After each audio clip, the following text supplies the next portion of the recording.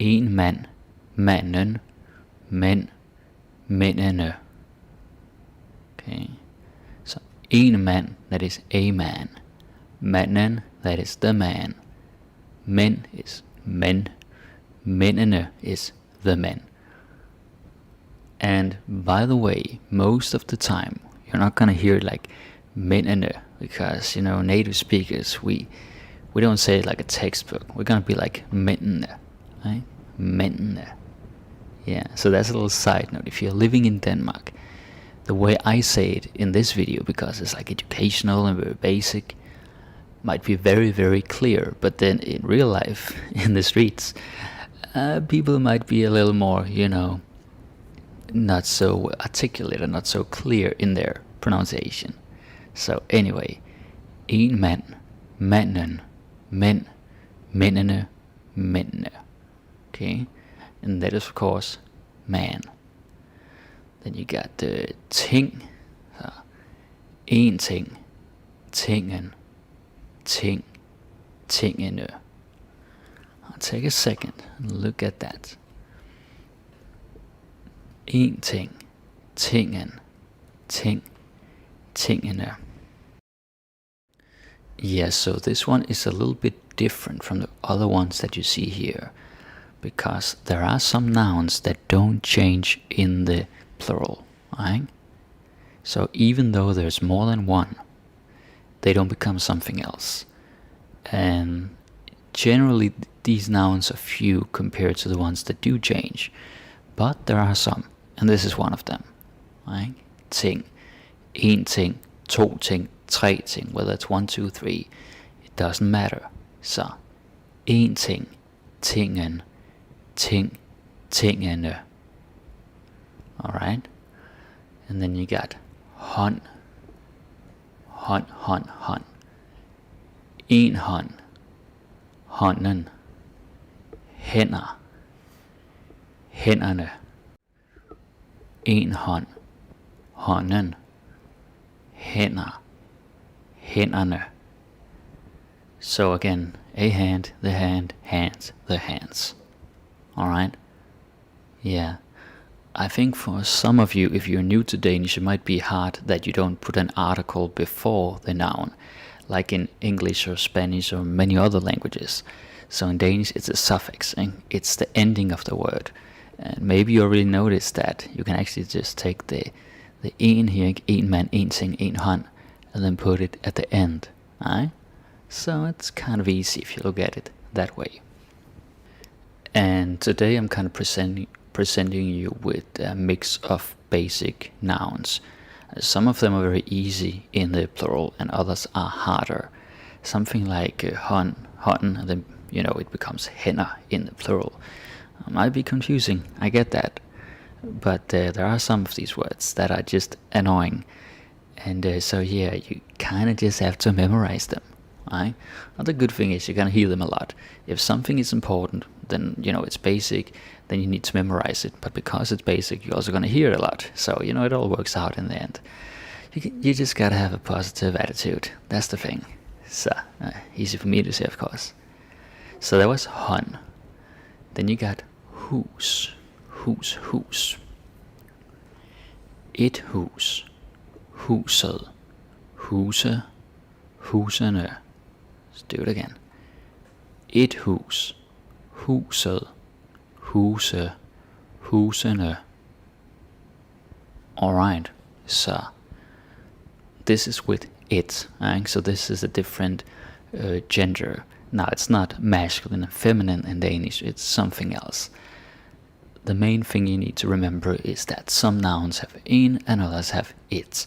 And this is important because it influences how you end the word, like hånden, but huset. So you have a T here instead of an N. And also it influences how they interact with the adjective. If there's an adjective in the sentence, we'll get to that later. So yeah, you gotta pay attention to that. Something I have to mention is that when you see something like huset, right?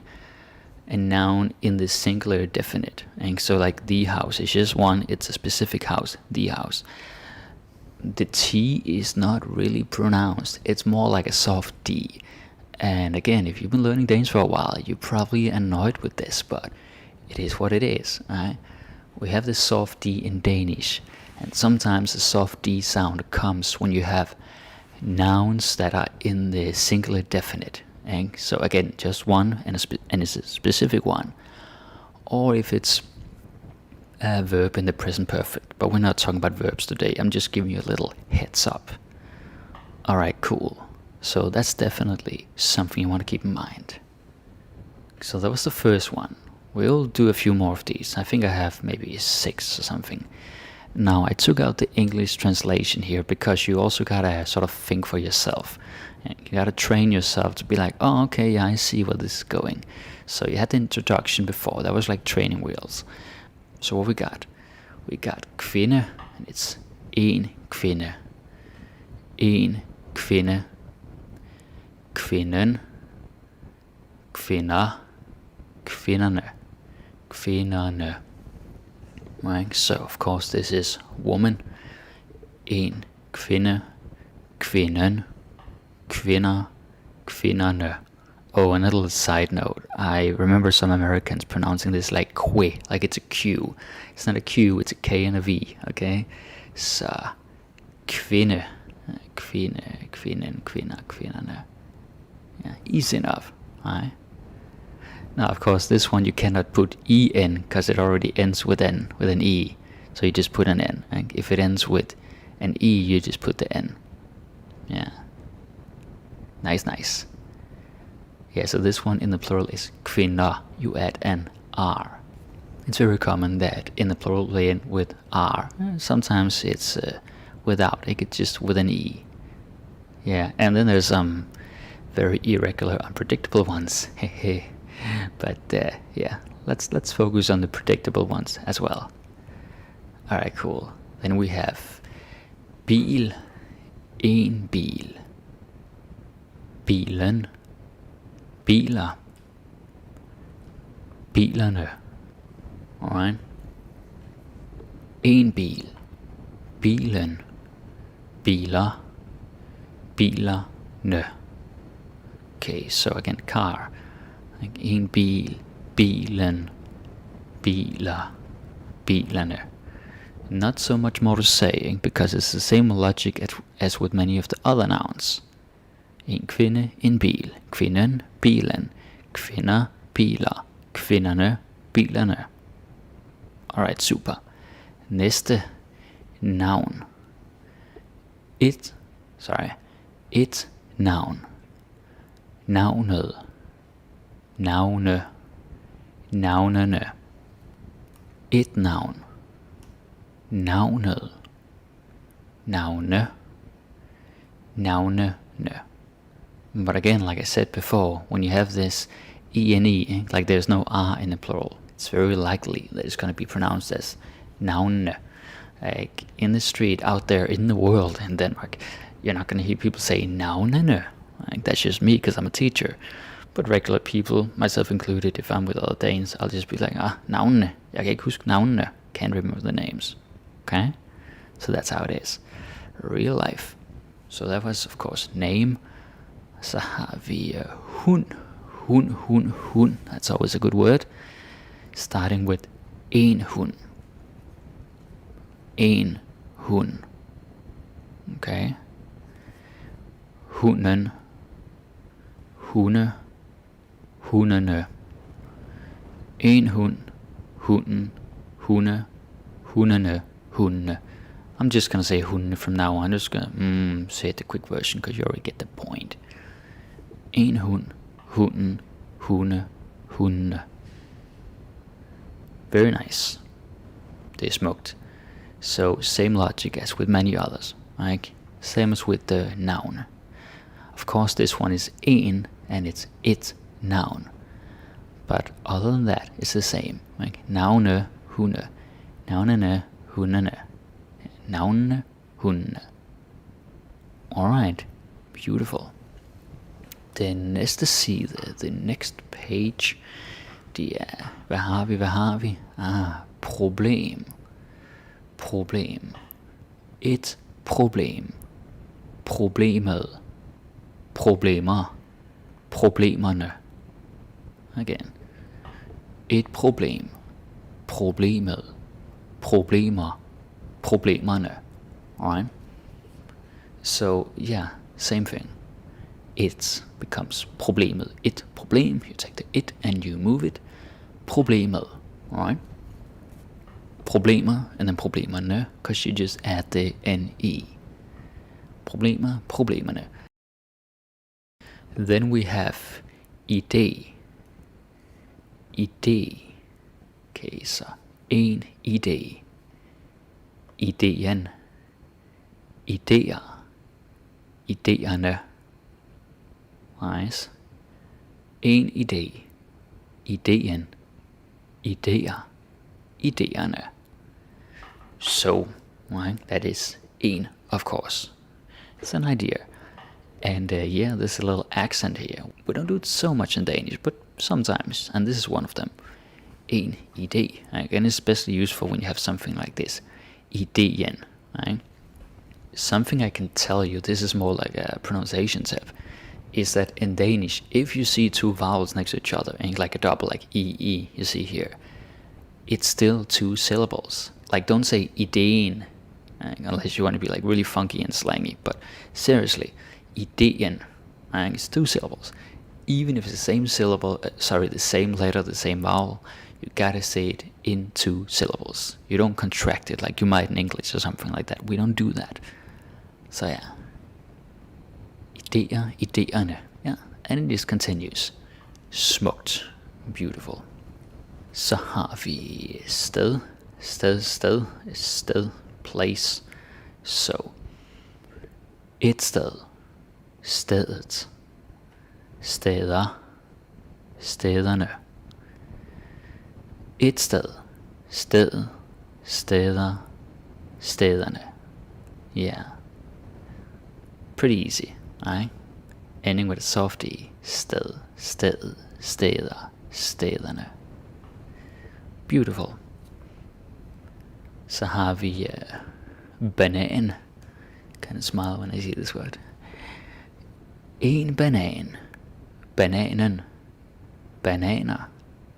Bananerne. En banan. Bananen. Bananer. Bananerne. Yeah, so again, I can't really add anything else. You already get the point, right? Næste, what we got here. Oh yeah, it's a little more interesting. So here we got cykel, cykel, so of course bicycle. En cykel, cyklen, cykler, cyklerne. En cykel, cyklen, cykler, cyklerne. So yeah, this one is kind of predictable. It's the same. It's just en cykel. Although there's something interesting here to mention. If something ends with an L, like it does here, EL.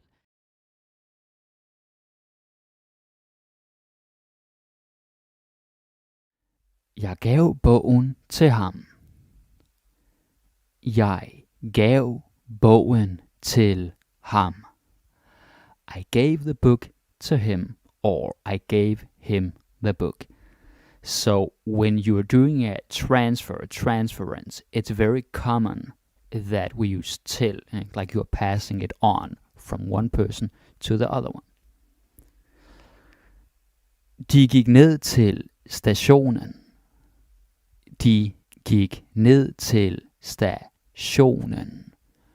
They walked down to the station. Now this one is very easy because it's direction and location. So that's pretty much the same as in English.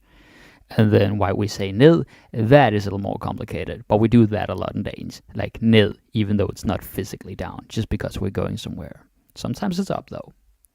Alright. Din moster kom hen til mig. Din moster kom hen til mig. Your aunt came over to me, or she approached me. And moster is, by the way, mom's sister, like mors søster, moster. So hen til is like over to, approaching. near vicinity, that is. Temperaturen er steget til 24. Temperaturen er steget til 24. The temperature has risen to 24. Alright? So this is like a point, like you reach a certain point that is also til. Right? Same as in English. Til 24. Fisken kom op til overfladen. Fisken kom op til overfladen. The fish came up to the surface. It's pretty logical, eh? Again, it's going somewhere. Up til overfladen. Up to the surface. Very nice. Alright. Jeg gik til højre. Jeg gik til højre. I walked or I turned to the right, the right side. I could also say til venstre, to the left. So that's actually the same. Til højre, til venstre, because it's direction. Very nice. Kast bolden til ham. Kast bolden til ham. Throw the ball to him, or throw him the ball. Like you're playing football, like in the room. Let's throw or catch the ball around or whatever. And then you're like, kast bolden til ham, to him. Yeah. All right. So, here we have. Skubbede du til mig? Skubbede du til mig? Did you push me? Did you shove me? It's kind of the same to us. Like physically. Not push like pressure, but like your body and his body kind of thing. Skubbede du til mig? Sometimes it'll be without the tail, but that's more advanced. Explaining it is more advanced. Skubbede du til mig? Jeg prikkede til ham. Jeg prikkede til ham. I tapped him. Like on the show, like doop doop, hello, like that, or on Facebook. It's so annoying when people do that, but it's the same. Like at prikke. Jeg prikkede til ham. Jeg sparker til bolden. Jeg sparker til bolden. I'm kicking the ball or kicking at the ball. That's more of an English matter how you translate it, but that's often how you hear it. Til bolden. Right? Hun fløj til Italien. Hun fløj til Italien. She flew to Italy. Now this is pretty basic because again, til, location, going somewhere. Easy. Jeg kørte til Tyskland. Jeg kørte til Tyskland. I drove to Germany. So again, going somewhere. Right? All these are very easy as you can see. Vi sejlede til England. Vi sejlede til England. We sailed to England. Same. Han flytter snart til Danmark. Han flytter snart til Danmark. He's moving to Denmark soon, or he's soon moving to Denmark. So all of these, like these last four, Italian, Tyskland, England, Denmark, like all these, it's the same point. Now flyt is a little bit different. You could also use within a country, like til en anden by, to another city. But yeah, like from one point to another, we use til. So remember that. Alright. So this is a little bit different. This is like non-physical, like the the other ones were kind of like to a point, like somewhere, a location, or physical relationship. But these are more like non-physical, and if that doesn't make sense to you, then you'll see when I go through them.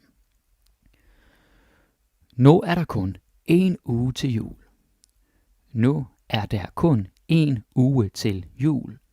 Now there's just 1 week to Christmas, right? So like 1 week until. One more week, that's what we're saying here. En uge til jul. Lad os tælle til 10. Lad os tælle til 10. Let's count to 10. Right? So that's pretty easy. That's pretty much same as in English. Count to 10, tell it T. Right? Notice that it's telle, not tell, because tell means number, but telle means to count. Right? They're similar, but not the same. All right. Det er tid til at lave mad. Det er tid til at lave mad. It's time to cook. Now this one is so useful. Like, tid til at, it's time to. You can use that so much. Like, it's really, really useful. Nu er det tid, ikke? Now it's time. But when you have the action afterwards, you gotta have tid til at. Ikke? Det er tid til at lave mad. Tid til at gøre det. Ikke? See more here. Er det tid til at stoppe? Er det tid til at stoppe? Is it time to stop? Call it a quit or whatever. Ja. Er det tid til at stoppe? Ja. Hvem har du ringet til? Hvem har du ringet til? Who have you or who did you call? Right? So this is kind of similar to English, at least in my understanding, but still different. So, hvem har du ringet til? And who did you call to? Kind of like that. If you just say hvem har du ringet, it doesn't really make sense. Right? It doesn't really make sense. So, hvem har du ringet til? Right? If I called someone, I would say jeg ringede til ham. Right? That's the past tense, ringede. Jeg ringede til ham. Hun ringer til mig. She's calling me. Right? You gotta get the til. Alright, awesome. Hvem snakker han til? Hvem snakker han til? Who is he talking to? Right? Because again, it's communication, something from one person to another. Hvem snakker han til? Beautiful. Hvad sagde du til ham? Hvad sagde du til ham? What did you say to him? And again, this is the same point. Communication, exchanging, passing on, yada yada. You know this by now. Hvad sagde du til ham? Now, note that in these videos, I speak pretty slowly when I pronounce these sentences, just so you can get it. But in real life, it's going to be much faster. And I know that sucks, but sometimes I have to strike a balance, and this is how we do it now. I have other more advanced videos if you want to hear like natural speed Danish, but this is a little more basic. Alright. So, lad os skrive et brev til din far. Lad os skrive et brev til din far. Let's write a letter for your father. Now, this is interesting. I guess in English you could say to your father as well. But in Danish you can only say til. And if you said for din far, this is such a common mistake, that would be like, I'm writing it so he doesn't have to write it. And like I'm doing it instead of him doing it. That's different. We do say for, but that's like a favor. But this is like dedicated to him. So when it's dedicated to someone or made for someone, then we use til. And this is a big difference from English. Also with like food or presents, it's like noget til dig, something for you, not noget for dig. No, we do say for dig, but that's different. So yeah, pay attention to this because it's really important. Alright. Jeg glæder mig til på lørdag. Jeg glæder mig til på lørdag. I'm looking forward to Saturday, or I'm looking forward to it being Saturday, whichever you want to say. So, jeg glæder mig til, and some of you know this one, others might not, but it's basically like,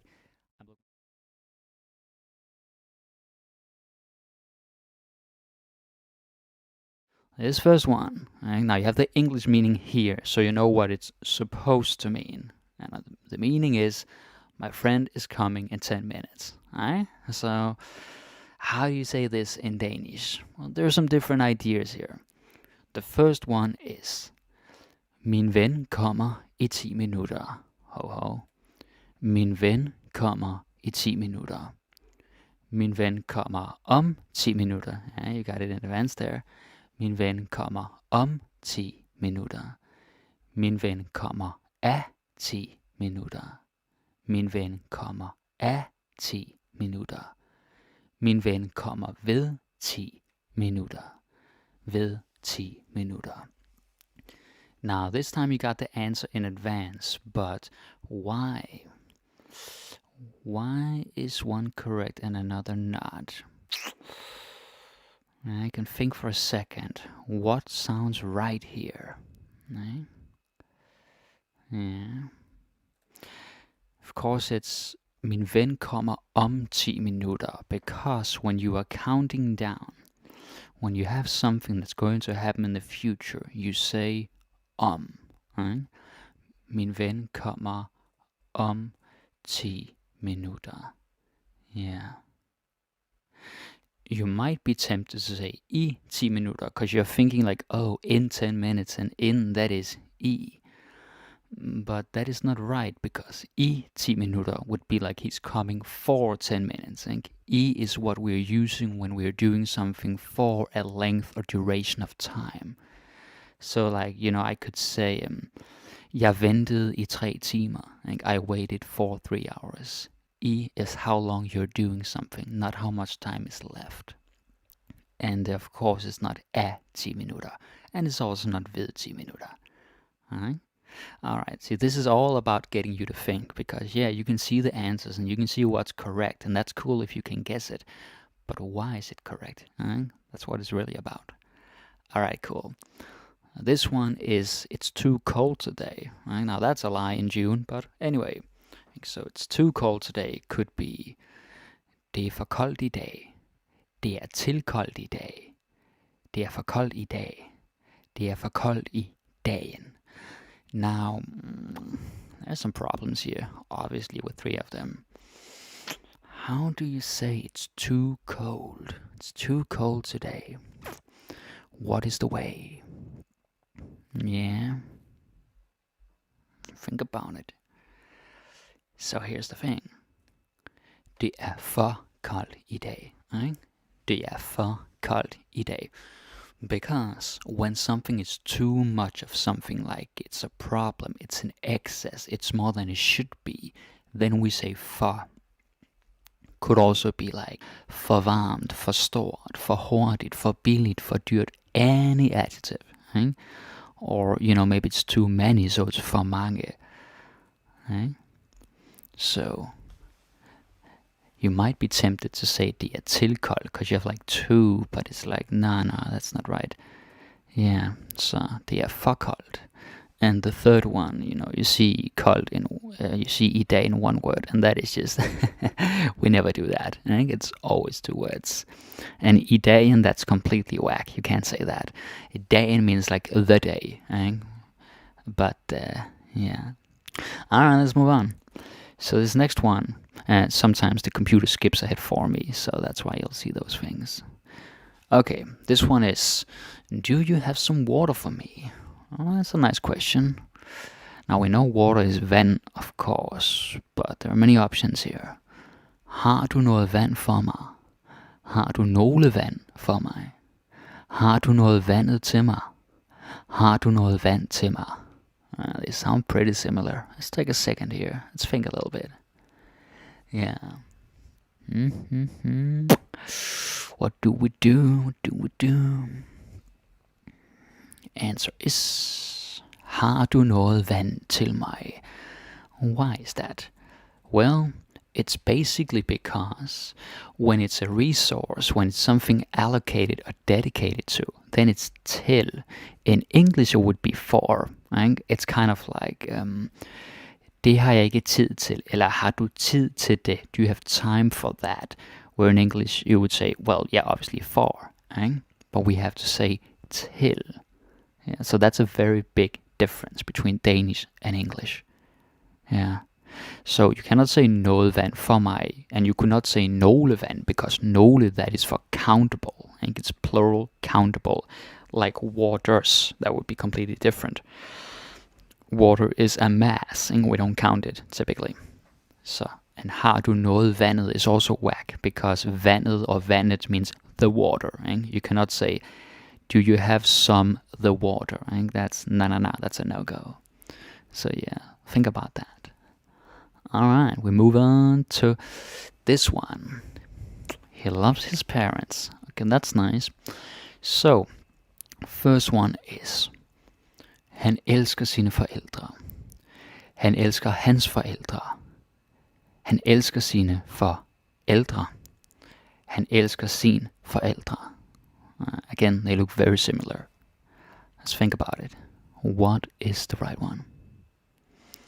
The right one is...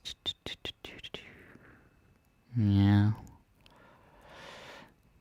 The first one. Nej? Han elsker sine forældre. Because sine is for plural. Right? And why is it sine and not hans? Because hans would be his as in another man's, right? Or another guy's parents. That's the whole thing.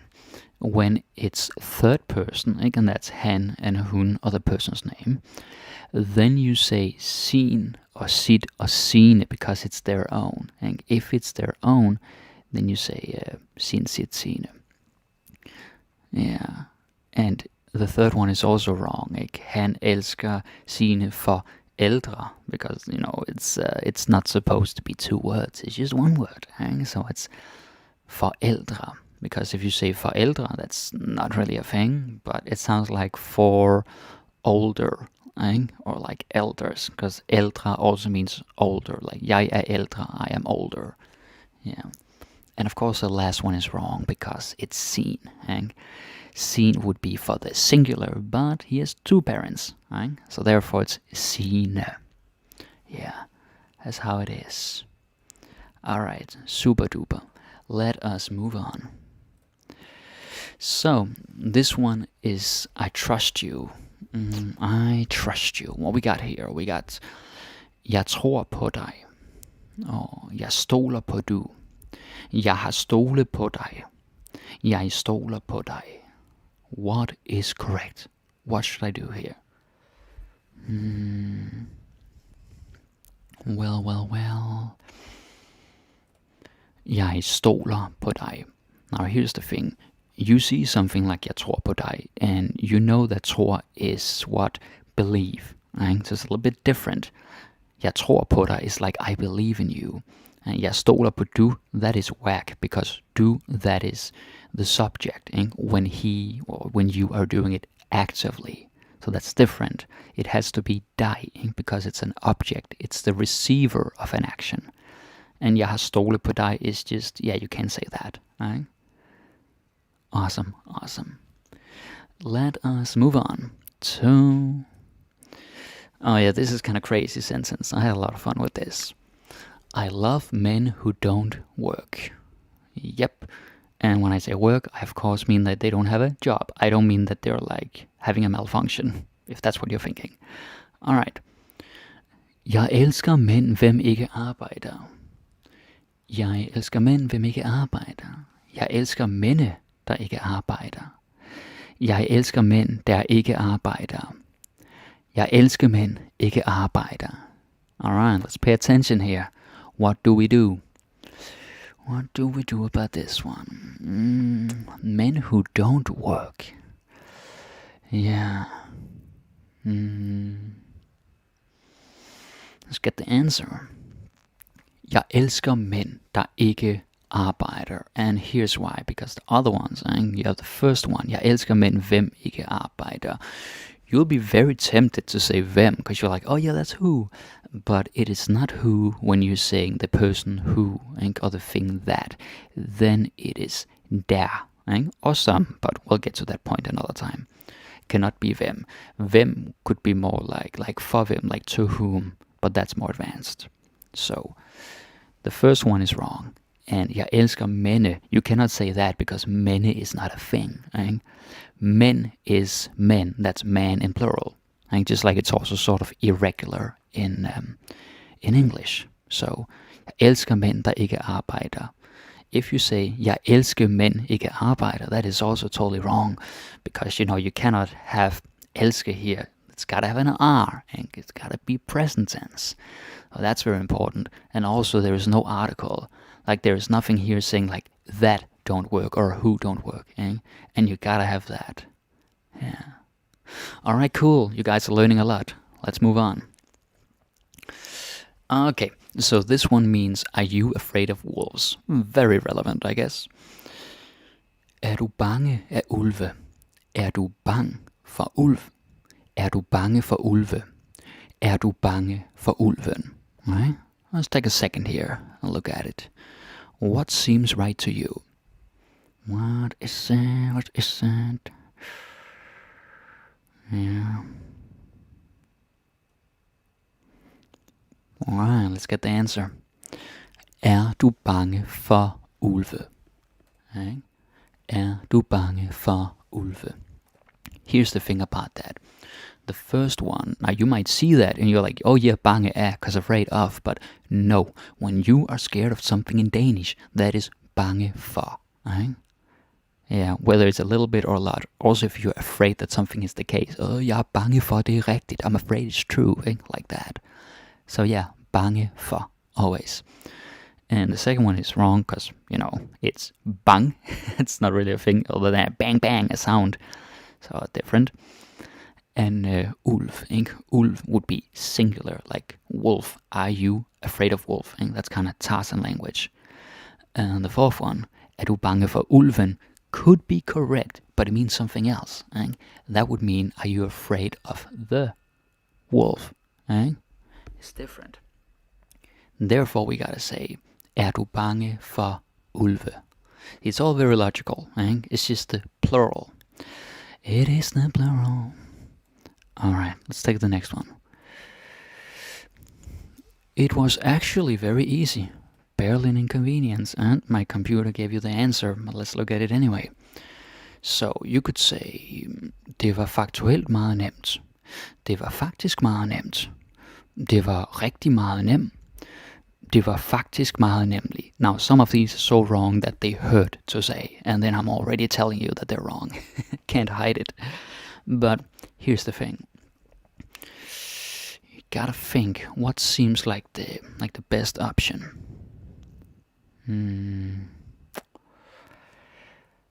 It is. Det var faktisk meget nemt. Det var faktisk meget nemt. So why not the other ones? Well, because the first one is, listen, faktuelt, that is like factual, like it's factually correct, it's a fact, so it can't be that. And det var rigtig meget nemt, two problems here, because rigtig does mean actually, it means like really, like, oh, det var rigtig godt, that was really good, eller er det rigtigt, is it true, is it right? So that's wrong.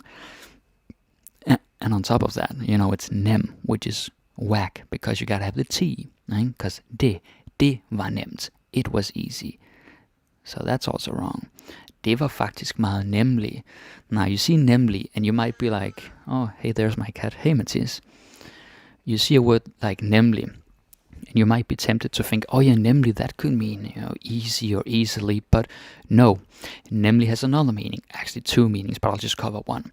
A very common meaning of nemlig is more like exactly or that's right. Like someone has a guess or a theory and you're like confirming that. Yeah, nemlig.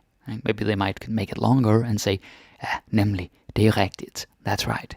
So, it's important to know the little nuances here. Perfect. This next one, let's see here, and this sentence is, you must not mention his name. You mustn't mention his name. What we got here, du må ikke nævne sit navn. Du må ikke nævne sit navn is the first one. Du må ikke navne hans navn. Du ikke må nævne hans navn. Du må ikke nævne hans navn. Alright, let's think about this for a second. What's the right one? What is the right one? What could it be? What could it be? Yeah. Du må ikke nævne hans navn. The fourth one. Right? The other ones are, let's see, the first one. Du må ikke nævne sit navn. Now, I told you before that sit is good for third person, but that's if it's the third person and his own thing. Like if it's him and his own name. Han fortalte mig sit navn. Like that. But this is me and his name, so it's not my own, if that makes any sense. Right? So that would be hans navn. And du må ikke navne hans navn. That is, I almost can't say it, but navne is, funny enough, means nouns, or names. So it is the noun. Du må ikke nævne, that is the one. Du må ikke nævne. We gotta have the verb form. But the third one is wrong because of the order. Ikke? Du ikke må. That would only be correct if it was like a subordinate clause. Ikke? Yeah. Oh, my cat is having a little hairball here. Oh, poor guy. Ikke? So, du må ikke nævne hans navn. That's how you say it. Yeah. Alright, very good. Let's see what else we have. Okay, I think we're almost at the end. This one is, we don't have any sugar left. Nej. Have some options here. Vi har ikke noget sukker tilbage. Vi har ikke noget sukker tilbage. Vi har ikke nogen sukker tilbage. Vi ikke har noget sukker venstre. Alright, there's some crazy stuff in here. Let's think about this for a second. What we got?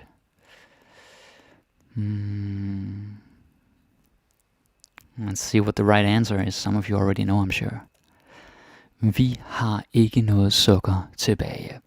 Because the second one is, well, it's kind of bad. I think that tilbage is suddenly two words. Bage, B-A-G-E, means to bake. And so, although that's grammatically incorrect, it sort of suggests like we don't have any sugar to bake. But that's not the case here, of course. And the third one, vi har ikke nogen sukker tilbage, is also wrong, because you usually don't say nogen when it's not countable. And very often it's noget or noget, if you want to be very dictionary about the pronunciation. So third is also wrong. Vi ikke har noget sukker venstre. It hurts to see because, of course, it's vi har ikke. And the thing that's even worse is that it says venstre at the end. Now, when I pick these examples, it's not just random things. These are mistakes that I've seen from learners, both my own students and like comments made on the channel. Not to discourage anyone. Keep practicing, but these are some of the common mistakes. Right? Venstre means left, but it means left as in your left side, the left hand. Right? It's different. Yeah, but I guess that's an English issue because left has so many meanings. So, yeah. Vi har ikke noget sukker tilbage. Ikke? That is the answer. Tilbage can both be like back, like, oh, jeg er tilbage, I'm back. Eller velkommen tilbage, welcome back. But it can also be like back, ikke? Like frem og tilbage, back and forth. And then like left, like remaining. It's what we have left in that sense.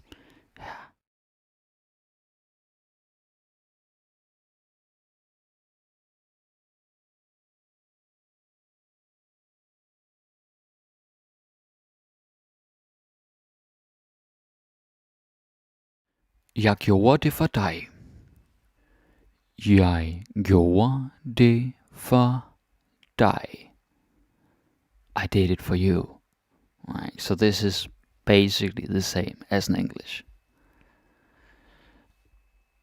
Jeg gør det for din skyld.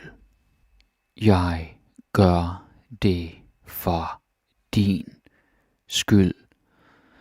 I'm doing it for you or your sake. So din skyld is literally your sake. But skyld can also mean like guilt or fault. It depends on the context. Right? But you could say for min skyld, for din skyld, for hans skyld. Literally meaning for someone's sake. Right? For that person's sake. Yeah, for their benefit. Alright, very nice. So, jeg er træt, for jeg har ikke sovet så godt. Jeg er træt, for jeg har ikke sovet så godt. I'm tired cause I haven't or didn't sleep so well. Now, what you see here is the word for, and you might be like, well, why is it not fordi? Well, sometimes we get tired of saying fordi. So if we're talking and it's kind of casual, then we might omit that or rather replace that with for, right? So it's kind of like saying cause instead of because, right? For jeg har ikke sovet så godt. Cause I haven't slept so well, right? That kind of thing. Very nice. Jeg er bange for, der ikke er nogen løsning. Jeg er bange for, der ikke er nogen løsning. I'm afraid there's no solution. So, bange is afraid. And in Danish, when we are afraid of something, we say, jeg er bange for, and then the thing. Right? So don't be like, jeg er bange af, because you're thinking like afraid of. We don't say that. Jeg er bange for. We use it when it's like, in this case, like, oh yeah, I'm afraid it's true, I'm afraid it's so. But we also use it when we have an actual fear, right? Like when there's something we're scared of. So it's very useful. We'll see that now. Hun er bange for trolde. Hun er bange for trolde. She's afraid of trolls. And no, I don't mean internet trolls. I mean like real trolls. So, bange for, afraid of. It's very important you get that preposition right. Hun er bange for trolde. It could be anything. Could also be at flyve, to fly, eller bange for ham, like him, you could be afraid of a person. Very useful. Det går for langsomt. Det går for langsomt. It's going too slowly. When you have for with an adjective, it's like too slow, too fast, too much, too many, etc. Right? Like it's excess. It's more than it should be. It's problematic. So for langsomt, too slowly or slow, depending on the context. For god, for hurtig, for dårlig, for vild, for sej. For langsomt. Too slow or too slowly. Alright, very nice. And we have, der er for mange cykler. Der er for mange cykler. There are too many bicycles. So it's basically the same. Again, it's too many, it's too much. For mange cykler. Yeah. Alright, very nice. Hun sang for at imponere mig. Hun sang for at imponere mig. She sang to impress me, or you could also say she was singing. Right? Hun sang for at is to, like in order to, like you're doing something to achieve a certain outcome. Like in this case, she wants to impress the guy, or the girl. So for at imponere, to impress, in order to impress. That's what we're doing here. And it's very important that you have both for and at. If you say sang at imponere mig, it's wrong. If you say sang for imponere mig, that's also wrong. You gotta have both. Hun sang for at imponere mig. Alright, awesome. This is kind of the same thing. Han vil gøre alt for at vinde. Han vil gøre alt for at vinde. He will do everything or anything to win. Right? For at, to win, in order to win. So that happens. And technically, alt means everything or all. But I know in English you would say like, we'll do anything. And this is just our version. Right? Vil gøre alt for at vinde. Everything and anything to win. Alright, very nice. Let's move on. Then we have, de løj for mig. De løj for mig. They lied to me. Right? Now, this is again very weird if you're thinking in English. Because why not just say til mig? Well, because we don't do that. It's for. Right? Løj for mig. Yeah. Very nice. Jeg gemmer gaven for hende. Jeg gemmer gaven for hende. I'm hiding the present from her, or the gift, right? So this is also strange because you might be tempted to think like, oh, it should be fra hende.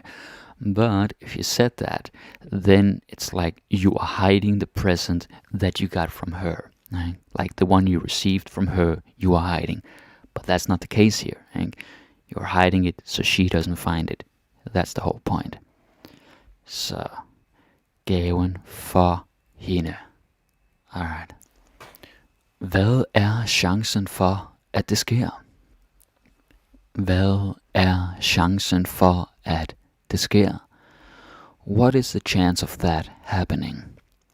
Now, this is interesting. So, generally speaking, in Danish, when you're talking about chance, probability, possibility, risk, likeliness, or likelihood, then we very often, if not always, use for. Ikke? Chancen for. It's important. I mean, if I said, hvad er chancen det sker? It's passable, but it is wrong. Like, you don't want to say that. Right? Hvad er chancen for, at det sker? Very nice. Alright, moving on. Jeg håber, du får mulighed for at sige hej til ham. Jeg håber, du får mulighed for at sige hej til ham. I hope you get the chance or opportunity to say hi to him. So, as you can see, this is kind of the same thing. Right? It's an opportunity or a possibility. Mulighed for at sige hej. Right? Yeah, now there's a lot of words here. Like for mulighed. You get the opportunity for at sige, to say hi til ham, hi to him. Right?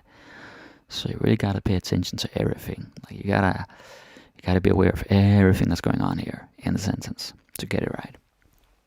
Alright.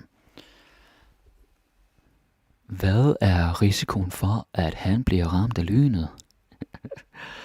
Hvad er risikoen for, at han bliver ramt af lynet og lynet? What is the risk of him being struck by lightning? Right? So, same thing. Risikoen for, right? The risk of. Because it's a matter of likelihood. Hvad er risikoen for, at han bliver ramt af lynet? Hvad har du brug for? Hvad har du brug for? What do you need?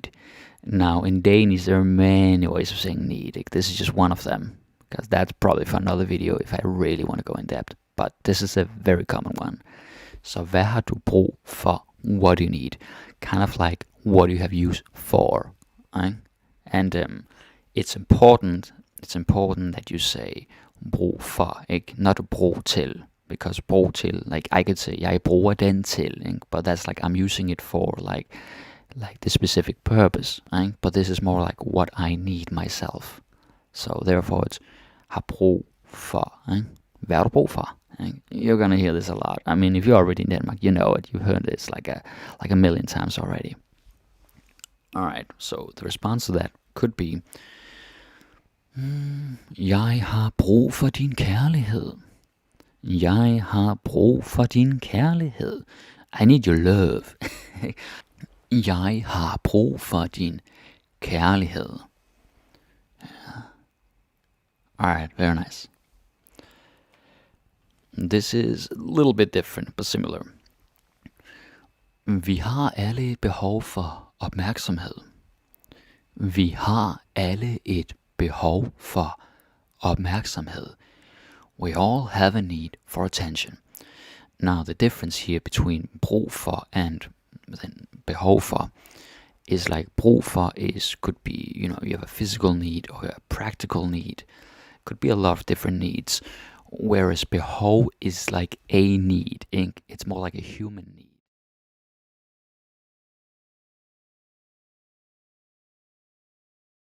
Jeg er lige kommet hjemme fra arbejde. Faktisk er jeg lidt trætte. Måske skulle jeg se, hvor mange øl jeg have i køleskabet. Jeg kunne virkelig godt trænge for en øl lige nu. Nå, der er masser af øl. Det er jo godt. Jeg tror også, jeg vil se et film. Det skal være en gyserfilm. Dem elsker mig. Say that again. Dem elsker mig. Alright, so there's no translation here because most of this is pretty easy, but just quickly to give you the idea. So I've just come home from work. Faktisk ærligt, actually I'm a bit tired. Maybe I should see or check how many beers I have in the fridge. I could really need or use a beer right now. Oh, there's lots of beer. Well, that's good. I think I want to watch a movie too. It has to be a horror movie. I love those.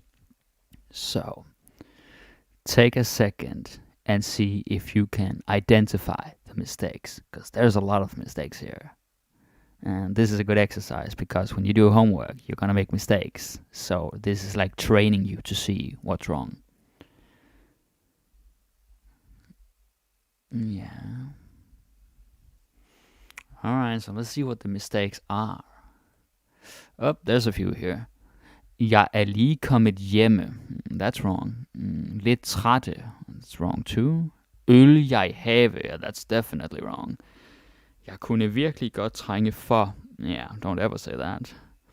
Når der er masser. Something is missing here. There's a word missing. Det er jo godt. Jeg tror, jeg vil se et film. Yeah, we don't say et film. Det skal være en gyserfilm. Yeah, it feels weird saying that. That's also wrong. Dem elsker mig. Right? So all of these words that I highlighted are wrong. Right? They are mistakes. Can you guess what I should say instead? Well, let's... I'll give you a second. Oh. Stay on this page. Right? Alright, let's jump to it. So, jeg er lige kommet hjem. Right? Not hjemme. And here's why. Because hjemme is if you're already home. Right? Like, if I call you and you're like, yeah, I'm at home, you'll be like, jeg er hjemme. But if it's like going there, right, then it's hjem. Right? And sure, he already arrived, but it's the same because there's motion. So, this is the short form. Right? Lige kommet hjem fra arbejde. Faktisk er jeg lidt træt. And this is of course træt, not trætte. Why is that? Because trætte is plural. Eh? You wouldn't say it about yourself like that. And you wouldn't say, oh, jeg er lidt trætte. Like, no, you can't. Right? It's træt. It's because it's singular. Måske skulle se, hvor mange øl jeg har. Right? Not have or have. Because it's present. Right? And have is infinitive. So, hvor mange øl jeg har. How many beers I have. I køleskabet. Nice. Jeg kunne virkelig godt trænge til en øl lige nu. Så trænge til, not for. It might be tempting to say for because like many learners, they have a problem with til and for, and they switch them up like incorrectly all the time. But trænge til is to like be in need of or to want something. Like there's a need you want to cover. In this case, you want a beer. It could also be a shower or a nap or something like that. So trænge til. And there's another word which is har brug for. Now this one you might know. So har brug for is also need, but it's a little bit different. They overlap, but har brug for can also be like practical. Right? So like you need time, money or something like that. Yeah, but trænge til is like covering a need that you have, usually something that you feel. Alright, so that's that. Nå, der er masser af øl. Ikke? Masser af, ikke? Plenty of beer. This one was so easy, not so hard to guess. Ikke? Masser af øl. That's what it is. I can't really say anything else about that. Det er jo godt. Jeg tror også, jeg vil se en film. Ikke? And that is of course en film, not it. Ikke? Because it's en. Ikke? It's that basic. Filmen, en film. That's it. Det skal være en gyserfilm. And of course, this is not var. Right? Var means was or were. So that is different. Right? Være is be, to be something. So det skal være, it gotta be, or it needs to be. Right? Horror movie. Det skal være en gyserfilm. And the last one.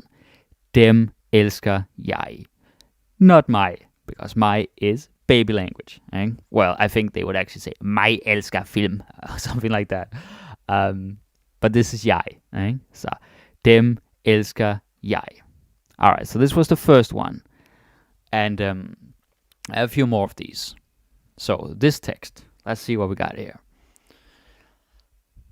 Prøv at se den små hund derhenne. Den er så sødt. Jeg ville ønske, jeg selve havde en hund.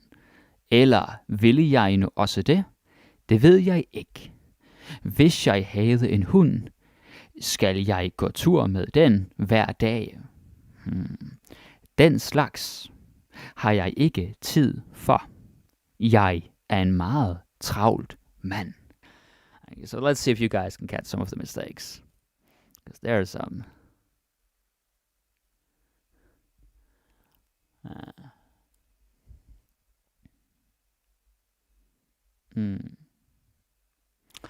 Alright, let's see what we got here. Right. So there's that. Prøv at se den små. Right? And that's the first one. No. So små hund, that's one. And sødt, yeah, that's also something wrong.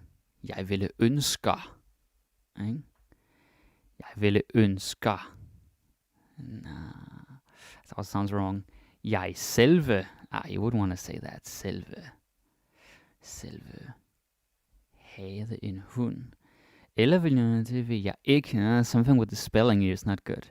Hvis jeg havde en hund, skal... Yeah. Doesn't look so good. Gå tur med den hver dag. Oh, this is weird. It's weird. We don't like that. Yeah. Feel free to guess in the live chat, guys. I see one person doing it. You can all do that. Hver dag, that's not good. Den slags har jeg ikke tid for. Meget travlt mand. Nah, that's not cool. Well, let's see here. Okay, so what should we do instead? What should we do? Alright. Prøv at se den lille hund derhenne. Lille, not små. Now, what is the difference? Små is for plural. Right? Små is plural. So, små hunde, little dogs or small dogs. But this is just one dog, so it's lille. And that might look kind of weird to you, but that's what it is. So, lille hund, små hunde. This is lille. Prøv at se den lille hund derhenne. Den er så sød, not sødt. Why is this? Because it's den. So when it's den, it's sød. There is no T to the adjective. Den er så sød. This is very basic actually. So if it was det, then it's sødt. But when it's den, then it's sød. Pretty easy. Let's see here. Jeg ville ønske. So not ønsker. Because ville is we can call the hypothetical of the past. Like I would wish, literally, I wish I had. So like I wish I had a dog myself. But ønsker is present tense, so we don't want to do that. You cannot say like present tense after the dominant verb. The dominant verb is the first. So jeg ville ønske. Jeg selv havde en hund. Not selve. And here's why. Because selve means itself. Altså selve problemet er ikke. The problem itself is like that. So selv. Selv. Og selv, as we say it most of the time. Jeg ville ønske, jeg selv havde en hund. Eller ville jeg nu også det? No mistake. Det ved jeg ikke. And as some of you already guessed, this is ikke. Not ik. Now, the trick here is that in real life, we often pronounce it ik because we're lazy. I do it all the time. Actually, if you pay attention, you say ik at the end. But when you write and when you spell, you want to do like the correct way. So, ikke. Det ved jeg ikke. Hvis jeg havde en hund, skulle. Yeah, there's something here. Skulle, not skal. Why?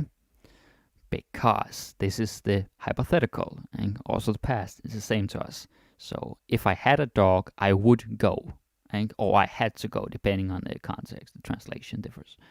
So I would have to go. Skulle jeg gå? Skal is the present but we gotta have the past, ikke? Because havde up here, ikke? Hvis jeg havde, if I had, ikke? Then I would have to, ikke? That's basically it. Jeg går tur med den hver dag. Not dage, obviously, because dage is what?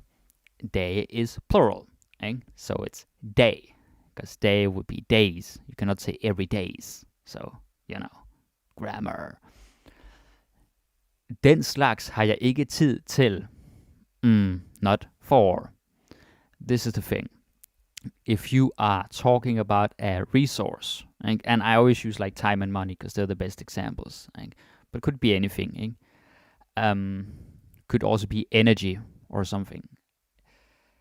When you're talking about resources, you need to use till. You need to use till, not for. I'm repeating this because in English it's so common to see this mistake. Jeg har ikke tid for det. Nej. Tid til det. And I'm stressing this because it's a big one. Alright. Jeg er en meget travl mand. So travl, not travlt. Now, here's the thing. If I'm busy, like right now, I'll say, oh, I'm busy. I'll say, jeg har travlt. So that would be a T. It's kind of weird, actually. It's like I have busy or busily. But if I'm describing myself, or anyone else for that matter, like they're always busy, and I want to say then it's travl. So jeg er en travl mand. I am a busy man. Very nice. Okay. What's the next one? Yeah. Jeg synes, du er en fantastisk kok. Den mad, du gør, smager så godt. Du ved det måske ikke selv, men din mad er så godt, at det er imponerende. Har du øvet dig i meget år? Det er jeg sikker af, du har. Øvelse gør mesteren. Det har du bevidst. And again, it hurts to read because it's so weird. But let's take a second here, see if you can see where the mistakes are. There's some spelling that's wrong. There's a lot of grammar stuff here. Yeah, some of these mistakes are pretty basic. Others are a little more advanced. Yeah. All right, let's see. I have some mistakes here. So the basic meaning, in case you guys didn't already know. So I think you're an amazing cook or chef. The food you make tastes so good. You might not know it yourself, but your food is so good that it's impressive. Have you practiced for many years? I'm sure that you have. Practice makes perfect. You've proven that. Right? So, jeg synes du er en fantastisk kok. There's something wrong, and it's pretty obvious, I think. I'll tell you in a second.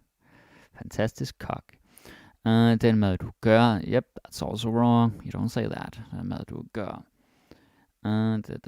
Du ved det måske ikke. Yep, that's also incorrect. Du ved det måske ikke selv. Din mad er så godt. No, we can't say that. Er så godt. Har du øvet dig i meget år? It's so weird. So there's something here. Sikker af, du har. Yeah. That's also wrong. Øvelse gør mesteren. I don't like that. Det har du bevidst. So let's see if you guys can guess it. Let's see if you can get it right.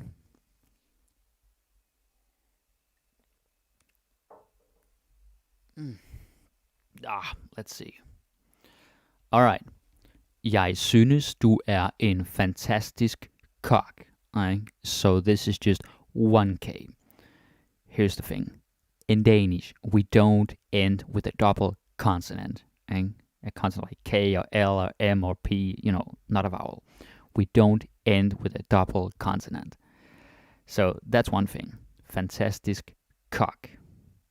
Good. Den mad du laver, not gør. This is such a classic. I know some of you, almost all of you, have problems with laver and gør, and sometimes they do overlap a little bit.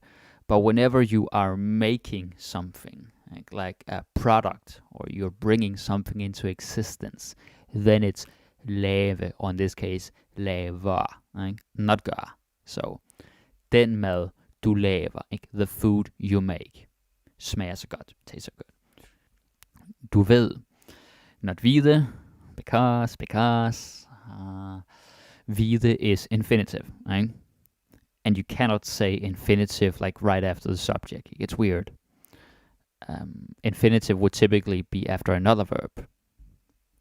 This is like in English if you said like in the third person, like he like it, right? It's like he does like it. And yeah, if you have does before and comparing to English, it show the difference or the similarity. And like he does like it, but you wouldn't say he'll like it. That sounds weird. So that's how we feel if you don't use the present tense. Right? Så du ved. Du ved det måske ikke selv. Ikke? Maybe you don't know it yourself. Men din mad er så god. Not good. Ikke? Because it's, well, usually we actually don't say en mad. Ikke? But still it is no tea. Ikke? God mad, lækker mad, dårlig mad, etc. No tea. Din mad er så god, at det er imponerende. Very nice, that it's impressive. Har du øvet dig i mange år? And this is of course mange, not meget or meget. Because all is countable. Right? So anything that's countable has mange. Meget is for non-countable. Right? So like if you have something, could be time, a lot of time. Then you would say, oh, jeg har ikke så meget tid. I don't have so much time. But something that's countable, like years, or friends, or houses, or cats, then it's mange. It's really that simple. Yeah, totally. So, mange år. Det er jeg sikker på, du har. I'm sure you have. So, sikker på is like sure of. And this is why some of you might be tempted to say that. Sikker af. But it's sikker på. If you're sure about something, you would say, jeg er sikker, I'm sure, or jeg er sikker på det, I'm sure of it, I'm sure about it, eller det er jeg sikker på, jeg er sikker på, du har. Beautiful, yeah. Øvelse gør mester. Now this one is maybe a little bit hard, because it's a proverb. Øvelse gør mester is like practice makes perfect, Practice makes master, literally. But not mesteren, because mesteren would be the master, right? So we don't say that, right? Just mester. Øvelse gør mester. That's all it is. Det har du bevist. You've proven that, right? Not bevidst. Why? Because bevidst means conscious or aware. Right? It's a different word. And the truth is that even many Danish people make this mistake when they spell, not when they pronounce it. But like I'll see it from time to time on Facebook, and I'm like, that's not good. Right? So bevist, no D. Right? It comes from at bevise, to prove. It's also evidence, like in a criminal case. Beviser, evidence, proof. So bevist, proven. Right? And then bevidst is conscious or consciously. Useful, just not here. All right? Det har du bevist. Very nice. All right. Then we have, I think this is the last one. Okay. Det sner i dag. Når jeg kigger ud mit vindue, ser jeg ikke andet end sne. Det er smuk. Sneen er smuk. Men jeg har ikke lyst til at gå udenfor. Det er meget koldt. Måske går jeg en tur i morgen, men ikke i dag. Jeg bliver indenfor. Alright. So let's have a look at this. Let's see what this is. Take a second to see if you can find the mistakes.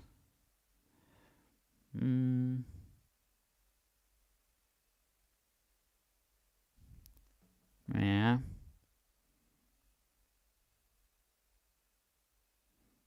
Okay. Alright, so we got something here. Det sner i dag. Right? Now, what's wrong with this one? Det sner i dag. We'll get to that in a second. Når jeg kigger ud... there's a word missing. Når jeg kigger ud mit vindue, ser jeg ikke andet end sne. Ser ikke andet end sne, okay. Det er smuk. Smuk, that's weird. Sneen er smuk, ja, men jeg har ikke lyst til at gå udenfor. Something wrong here. Det, word missing. Meget koldt. Måske går jeg en tur i morgen. Ja, that's also wrong. Men ikke i dag. Jeg bliver indenfor. And that's also wrong. Ikke? So just quickly to give you the meaning. It's snowing today. When I look out my window, I don't see anything other than snow. I don't see nothing but snow. It's beautiful. The snow is beautiful, but I don't feel like going outside. It's very cold. Maybe I'll go for a walk tomorrow, but not today. I'll stay inside. Jeg blive indenfor. It's also wrong. Let's see. Alright, here we are. Det sner i dag. Yeah. Because it is two words. So it's not like in English where it's today. You might think that it is, but it's not. It's i dag. Når jeg kigger ud af mit vindue. So you need this af. It's like looking out of my window. That's actually pretty important. Når jeg kigger ud af mit vindue, ser jeg ikke andet end sne. Det er smukt. Not smuk, because, you know, det. So when you have det, then you need to put T to the adjective. Det er smukt. That's how it is. Sneen er smuk, men jeg har ikke lyst til at gå udenfor. This is one word. Now, there are some cases where you can say both, and this is actually something that's hard for learners to really wrap their head around, even some Danish people, spelling-wise. But in this case, it's very clear, because it's like outside, like we're inside in the house, but outside, you know, it's like in the wind, in the open space. So this one's pretty easy. One word. Udenfor. Det er, that's the missing word, det er meget koldt. Very cold. Yeah, that's how it is. Very good. Måske går jeg en tur. And this is of course tur, not tour. Because tour is, you know it, plural. So you cannot say a walks. Like that doesn't make sense. Måske går jeg en tur i morgen. Maybe I'll go for a walk tomorrow. Or stroll. Men ikke i dag. But not today. Jeg bliver indenfor. I'll stay inside, or I'm staying inside. Again, bliver, not blive. Because blive is infinitive, and you cannot have infinitive right after the subject. You just don't do that. When you're talking about something that's happening in general, or right now, then you use the present tense. Okay? Cool.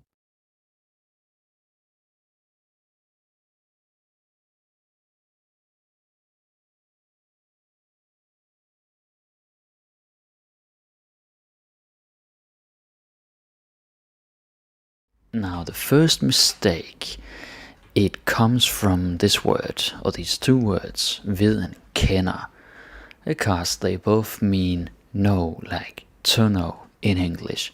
So it's pretty easy to get the idea that they're the same thing. But of course, they're not.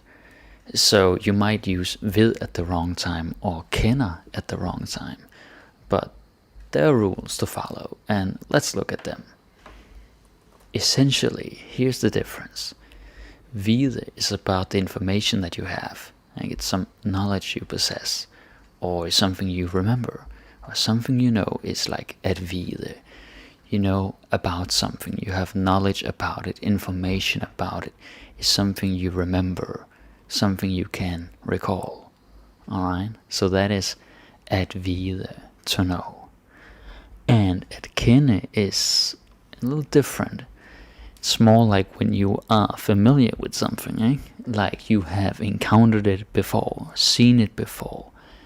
It's a person, or it's a story, it's a myth, it's a song, it could be many different things. So that is basically kende. It is not the same as vide, and it's very important that you use it correctly. For those of you who speak Spanish, I can say that vide is kind of like saber, to know in that sense, like information, and kende is like conocer, to be familiar with something or someone. So if you don't know Spanish, I'm sorry, but I help the people that I can. So let us look at some examples. Now here you have ved, and there's a lot of examples. We can kind of get the feel for it. Right, the first one is, jeg ved hvem han er. Jeg ved hvem han er. I know who he is. Right? Jeg ved, hvem han er. So this is easy because it's knowledge about who someone is. So of course it's ved. You can't say kender. Cannot say jeg kender hvem han er. You can say jeg kender ham, right? But that's because you're familiar with him, not the knowledge. Så jeg ved hvem han er. And the second one is, hvad ved du om den sag? Hvad ved du om den sag? What do you know about that case or matter? Right? That thing, affair, whatever, something going on. Hvad ved du? So it's knowledge, right? At vide noget om, to know something about. Hvad ved du om den sag? It's kind of straightforward. And this one is, hun ved ikke så meget om den slags. Hun ved ikke så meget om den slags. She doesn't know much about that kind of thing. Right? Again, it's information, knowledge, anything that's sort of stored in your memory that is ved. And I'm repeating myself here because I really want you to get this. This is a very common mistake. Right? Hun ved ikke så meget om den slags. Awesome. One more here. Jeg vil meget gerne vide det. Jeg vil meget gerne vide det. I would really like to know it. Okay? So, this is about what you want to know, but it's the same whether you already know it, or you knew it in the past, or you want to know it. It's the same. It's vide. Right? Jeg vil meget gerne vide det. If you put kender in here, hvad kender du om den sag? Nope. Or if you said, hun kender ikke så meget om den slags, no. You could say kender til, but that's different. I'm not gonna cover the more advanced stuff today. Just focus on vide and kender, or at kende. Okay, so this one is of course kender. What we got here? Kender du chefen? Kender du chefen? Do you know the boss? Right? Kender du chefen? Because this is not information, this is not knowledge. This is more like, oh, have you met before? Are you acquainted? Do you have some kind of a relationship with him? Right? Kender du? So that's how it is. Kender du chefen? Yeah. Okay, cool. Vi kender ikke hinanden. Vi kender ikke hinanden. We don't know each other. Right? So this is the same thing. It's about knowing a person. In this case, it's two people. Right? They don't know each other. Vi kender ikke hinanden. Vi kender ikke hinanden. Alright. Well, this one a little bit different, but same grammar. Ja, jeg kender godt følelsen. Ja, jeg kender godt følelsen. Yeah, I know the feeling. Now, of course, you cannot know a feeling the same way you can know a person, but you can know a feeling. You can know a feeling in the sense that you're like familiar with it. It's not a stranger. You've had it before. So you would also say that when people are talking about experiences, certain feelings or thoughts or premonitions or hunches and stuff like that, it's also kender, right? Like, kender du det? No, do you know that feeling when? This is the right verb. Kender godt følelsen. I know the feeling. If you say, jeg ved følelsen, og jeg ved godt følelsen, no, that's just nonsense.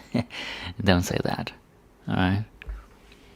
Okay, and the last one here. Kender du den historie? Kender du den historie? Do you know that story? Right? So again, this is like, oh, have you heard of that story, or have you had it told to you? Right? Like I said before, it could also be about a song, or really anything that you're sort of familiar with. It could also be a joke, and an urban legend. Kender du? So yeah, that's wonderful. That is just great. Okay, this next one is tror and synes, and I covered this before. Well, I also covered vide and kende before, but still people are struggling, so let's hit it once more. Tror and synes, they both mean to think in English, but they're not used the same way. Sometimes, yeah, they kind of overlap, and sometimes you can use both, but for the most part you can't. So be aware of what kind of sentence you have in front of you, what kind of sentence you want to make, and then choose the right one. Alright? Cool. So, the essence is right here, and the difference is that tro, at tro, to believe or think, is about what you believe. It's guessing, speculating, surmising, estimating. Right?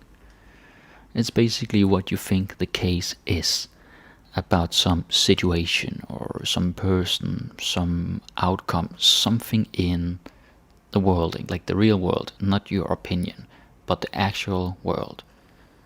So that's very important to keep in mind. That is how you use tro. Right? Also when you believe in something, like you believe a person that they're being honest, or in Santa Claus or something religious, something supernatural, that is also tro. Right? That is tro på. You'll see that in a second. So, synes is of course the contrast here. Synes is more about your subjective thoughts, your feelings, whatever feelings you might have towards something. So opinions, feelings, personal stances, viewpoints, right? If you're talking about politics or anything where it's a matter of preference or opinion, or anything where it's basically subjective, then it's synes. Alright? Synes. So that is the difference between tro and synes. And I see this mistake a lot. I mean, I've been teaching for 8 years and I still hear people making this mistake from time to time. So let's try to fix that. Alright, cool. We got some examples. Hvordan tror du, det kommer til at gå? Hvordan tror du, det kommer til at gå? How do you think it's gonna go? Right? So it's like a situation. Something is gonna happen, any situation you can imagine. And it's like, hvad tror du? What do you think? What is your prediction? What is your guess? Or it's the next one. Tror du stadig på ham? Tror du stadig på ham? Do you still believe him? Right? So maybe he's been dishonest and you're like, you still believe in him? Right? Or believe him? We could also put something else, like maybe påskeharen, Easter bunny, julemanden, Santa Claus, Gud, God, anything in here. Right? Like you believe that someone is being honest, or you believe in something's existence. Right? That is at tro på, to believe in. It's very important. So you don't accidentally say synes på. Yeah, don't do that. Right? At tro på. That's the right one. Very nice. This one is, jeg tror han har brug for vores hjælp. Jeg tror han har brug for vores hjælp. I think he needs our help. Right? So again, this is you guessing or sort of throwing your piece out there. Right? Someone could say, oh, this is an opinion, but either he needs help or he doesn't. Right? So that's sort of the situation in front of you.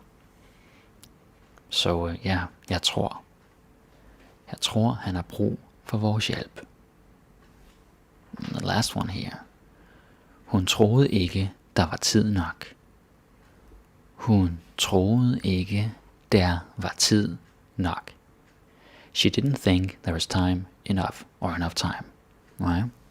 Now, synes, hun synes ikke, der var, you could also say that, but this is like an objective guess, right? Like, let's say you have to make the train, but you also want to make some pancakes first, and it's like, jeg tror ikke, der er tid nok, det gør jeg ikke, I don't, right? So it's like, with the time you have if you wanna make it in time for something else, then you have enough time or you don't. And that's why it's sort of an objective guess, if that makes sense. Because it's not really an opinion. And time is time. The movie is good or bad, or this poem is boring or interesting. That is an opinion. But time is time. So therefore it's tror or troede, because it's past tense. She thought. Hun troede ikke, der var tid nok. So in essence, that is what tro is. At tro, to think or to believe. It is not the same as synes. Synes is like this. Jeg synes, det lyder spændende. Jeg synes, det lyder spændende. I think it sounds exciting. So this is like a feeling. Like you hear something, you're like, you're kind of inspired or motivated. Like, oh yeah, cool. Jeg synes. Couldn't say jeg tror, det lyder spændende. Nah, because spændende, that's something you can feel or think. There's nothing that's like objectively exciting. So, therefore. Hvad synes du om min kone? Hvad synes du om min kone? What do you think about my wife? That's a very weird question, but yeah, look at the grammar. So again, this is like maybe this guy just introduced his wife to a friend or someone else, and he wants to know what they think. Like, what is your opinion? So it's not like guessing something about her, like how rich she is or what her hobbies are. Like, it's not about information. It's just what that person thinks or feels. Hvad synes du om min kone? Very nice. And this one. Ja, jeg synes, du skal gøre det. Jeg synes, du skal gøre det. I think you should do it. So this is like an opinion because there's a course of action that you find better than another one. Jeg tror, du skal gøre det. I mean, yeah, it's okay, but it sounds a bit off. Jeg synes, that is much better. Jeg synes. Yeah, like you think that is the preferred option. That's the best way to go. And then, hun synes, at det er en god idé. Hun synes, at det er en god idé. She thinks that it's a good idea. And this is basically the same as the last one. Right? It's like, oh, you should do it, and this is a good idea. There's not really much difference. Det er en god idé, it's a good idea. Right? Hun synes, it's what she thinks, it's not a fact, it's just an opinion. Hun synes. Cool. Alright, this one. This is a little bit trickier, but not that tricky, you'll still get it. So, laver og gør. It does depend on the context. Both of these can either be translated to do or make. Sort of. You'll get a better answer in a moment. Let's see what we have here. What a sound. So, what is the difference? The difference is this. Lave is kind of like how you pass time, you spend time, or what someone is up to. Like you call them like, hey, what you doing, what's up? Or when you are making something, you're making pottery or sculpture or cake or whatever, anything that you create, bring into existence. That is lave. Yes. Gør is also about doing, but it's more like when an action has more intention and purpose behind it. So like, what are you gonna do, or what I have to do, or what have I done, and that type of stuff. So it's not the same as leo. There are some overlaps, but not many. For the most part, they're pretty separate. So this is also what we say in gør. If you like make someone feel something, to make someone happy, beautiful, sleepy, tired, rich, whatever it might be. Or to turn someone into something. Like you turn them into a certain status, right? Also the person they are. Now, that is a lot of information, but don't worry, I'm gonna see some examples. It'll all make sense. So, laver. Now this first one is fairly easy. Hvad laver du lige nu? Hvad laver du lige nu? What are you doing right now? Okay. So that's pretty straightforward. If you're talking to your friend or anyone that you know and you can't really see what they're doing, you're probably on the phone or something, then you'd be like, hvad laver du? Or hvad laver du lige nu? Ikke? Hvad laver du lige nu? Because it's just kind of how they're spending their time, like how they're passing time, stuff like that. It's not like they're trying to accomplish something. It's not that. And it's very important. So yeah, hvad laver du? That's the right one. Yeah. Spending time is always laver. Yeah, this one. Han laver næsten aldrig noget. Han laver næsten aldrig noget. He hardly ever does anything. Or you could say he almost never does anything. Right? It's like that. So this essentially means that he's lazy and he's inactive. Because it's how you spend your time. Han laver næsten aldrig noget. And you could also ask like, hvad går du og laver? And sort of like, what are you up to in your daily life? Or like, what is your job? Hvad laver du? Right? You wouldn't say, hvad gør du? Hvad gør du is more like, what are you gonna do? Right? Like about a situation. It's not the same. Alright. Now the third one. This is a classic. I heard this a million times in my life, especially as a kid. Hvad skal vi lave? Hvad skal vi lave? Hvad skal vi lave? You say it fast. What should we do? Sort of like, what do you want to do? Like, I'm bored, we have some time, let's fill it out. Hvad skal vi lave? Alright? It's very common. Someone might also say, hvad har du lyst til at lave? I think most of you guys, you already know at have lyst til. Like to want to do something, to feel like doing something. But skal is fine as well. Hvad skal vi lave? What do you want to do? What should we do? For passing time, right? Having fun, that type of stuff. This last one. Hun har lige lavet en snemand. Hun har lige lavet en snemand. She just made a snowman. Okay? So this is to make, not to do. It's a little bit different, and I know in many languages there's sort of confusion with like make or do, because sometimes it's the same, other times it's not, so it's like, oh my god. But in Danish, when you're making something, producing, creating, then you generally say lave, right? Or skabe, but skabe is like create, it has like a different connotation. So, lave en snemand, at lave en snemand, to make a snowman. Alright, cool. So, what about gøre? Jeg må gøre noget ved det. Jeg må gøre noget ved det. I must do something about it. Alright? And this is different, because lave, that was just about passing time, having fun, killing time, whatever. But gøre is like there's a problem. Right? It doesn't have to be like a serious thing, but there is some situation. You need to take some kind of action.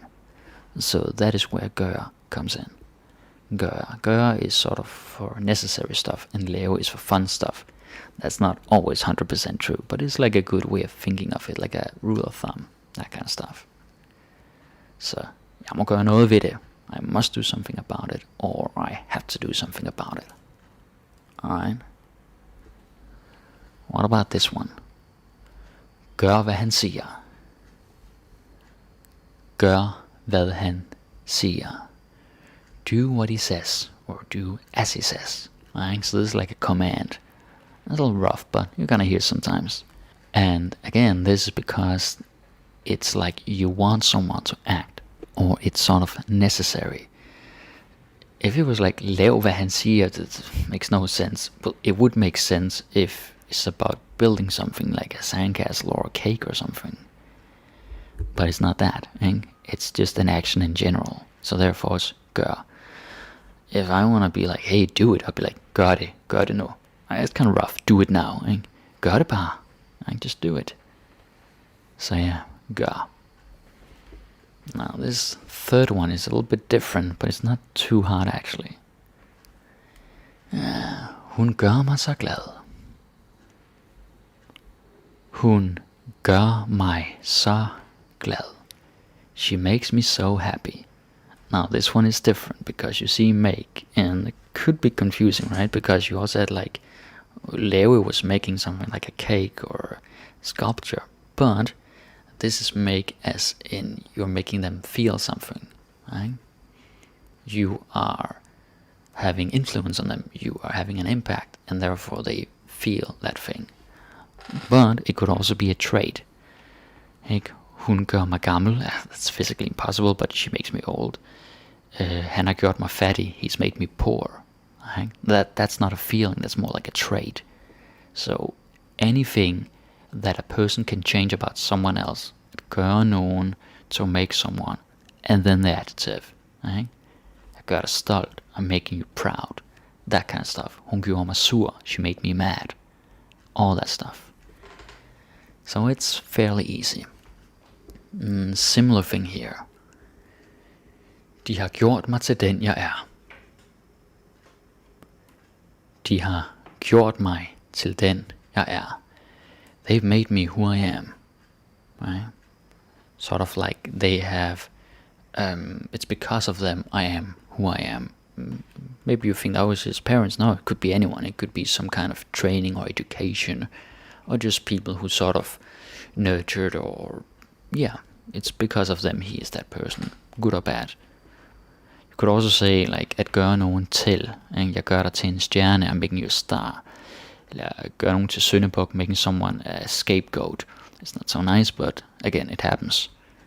So yeah, like to make someone into something. Jeg kan gøre dig til konge, I can make you king. Right? Now that's a position, that's status and a job. But it's like that. At gøre nogen til. To turn someone into something, or to make them become something. Right? It's a little bit different from this one. Cool. Skal vi lige se her. This could take a little longer. So this is når, og hvornår, and da. Yeah, I think a lot of people are having problems with this, but that's okay. Basically, they all translate to when in English, but we use them in different ways. So, stay focused. Now, this one. So, the difference. Når is when something is in the present, like the present tense, or something in the past that happened repeatedly, like on a regular basis. Whenever this thing happened, this other thing followed, or there was like a correlation, a connection. So it can be used in the past, but not for like single occurrences, like single events. It has to be something that happened again and again. You'll see that in a second. Hvornår is of course for questions. I think most of you know this. But it's also for when you talk about the when. There is no funky way of saying this in a short sentence, so I'm just gonna demonstrate in a second. But it's about the when. And that is very easy, because that is for the past tense. And obviously you gotta know when to use the right one. So, the first one is når. Når. We got here.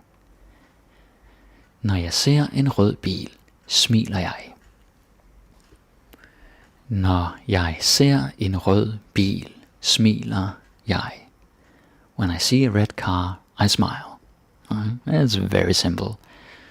One thing happens and it leads to another. So there's not so much to say here. It is når because it's the present tense. Right?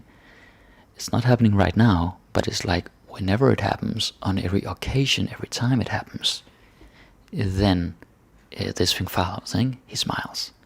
That is why we say når. Når jeg ser en rød bil. Awesome. This one is similar. Ring til mig, når du kommer hjem.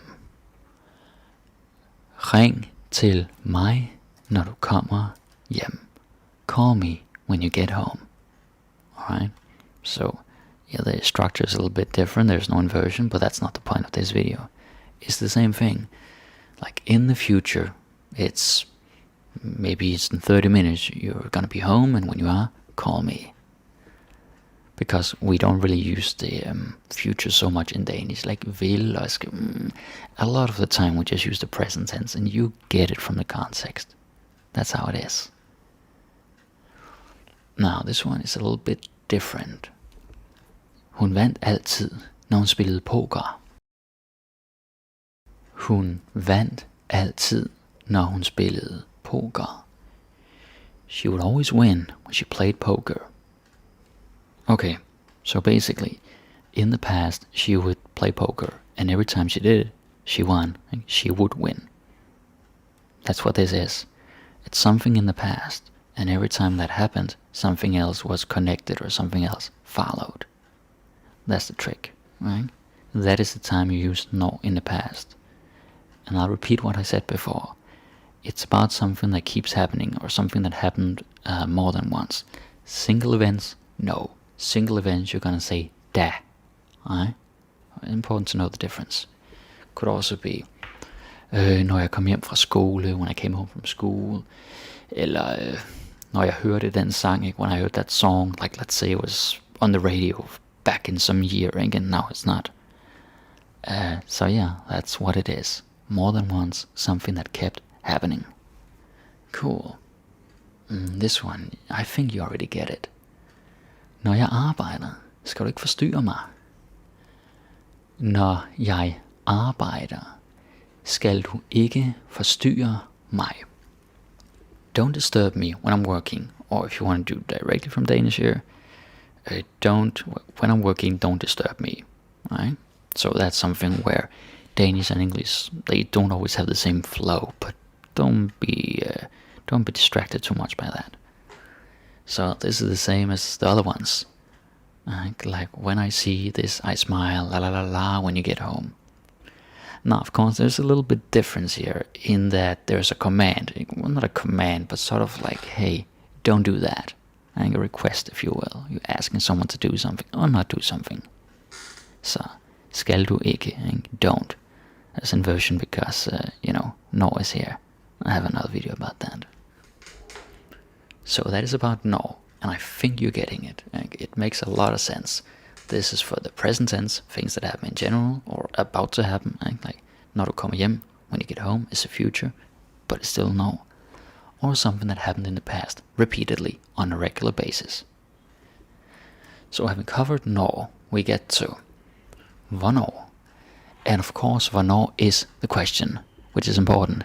So when you're asking, when do you want to come, or when were you born, or la la la, like don't say no, don't say that. It's hvornår. Hvornår is fairly easy to remember in that sense. Hvornår. Okay, cool. So what we got? Hvornår skal I giftes? Hvornår skal I giftes? When are you getting married? Right? So there's not so much to say here really. It's just what date, or what month, what time. Although if it's what time, you say hvad tid or something like that. But yeah, hvornår is when. Okay? Hvornår starter den nye sæson? Hvornår starter den nye sæson? When is the new season starting? So, yeah, that's really what it is. There's a new season, maybe something with sports or a TV show, and you want to know when it's starting. So this is also about the future. And yeah, but it could also be the past. I didn't write that here actually, but it could be. Hvornår skete det? When did it happen? Hvornår kom han? When did he come? And so on. Right? It's both the sort of the future, but it's also the past. Hvornår. And that's what we got here. Ved du, hvornår han kommer? Wow. Ved du, hvornår han kommer? Okay, guys, that is Chinese New Year. So it is when you're in Malaysia. I hope the sound is okay. Ved du, hvornår han kommer? Right? So this is what I was saying. It's like about the when. It's not like hvornår kommer han? When is he coming? It's ved du hvornår? So it's like about it. And it's awareness, knowledge, information. That's the difference. I could also say, ved du hvorfor han kommer? Do you know why he's coming? So, you can have these question words in there. I could also make it not a question and say, jeg ved hvornår han kommer. I know when he's coming. Right? That is what I mean when I say it's about the when. Yeah. The next one is also kind of like that. Det er lige meget, hvornår det sker. Det er lige meget, hvornår det sker. It doesn't matter when it happens. Right? So there's not even a question mark here. It's just you're talking about the when. And it's about the when. You couldn't say det er lige meget, når det sker. That would be like, the moment it happens, it doesn't matter. But it's not about that. It's more like, whether it happens now or later, la la la, blah blah blah, it doesn't matter. And it's all good. It's all the same. And that is why you say, hvornår. Det er lige meget, hvornår det sker. It doesn't matter when it happens. Yeah, or when it's going to happen, right? Same to us. So yeah. And then you have da. Yeah, da is of course about the past tense, and there's not so much to say here. Let's just do these examples.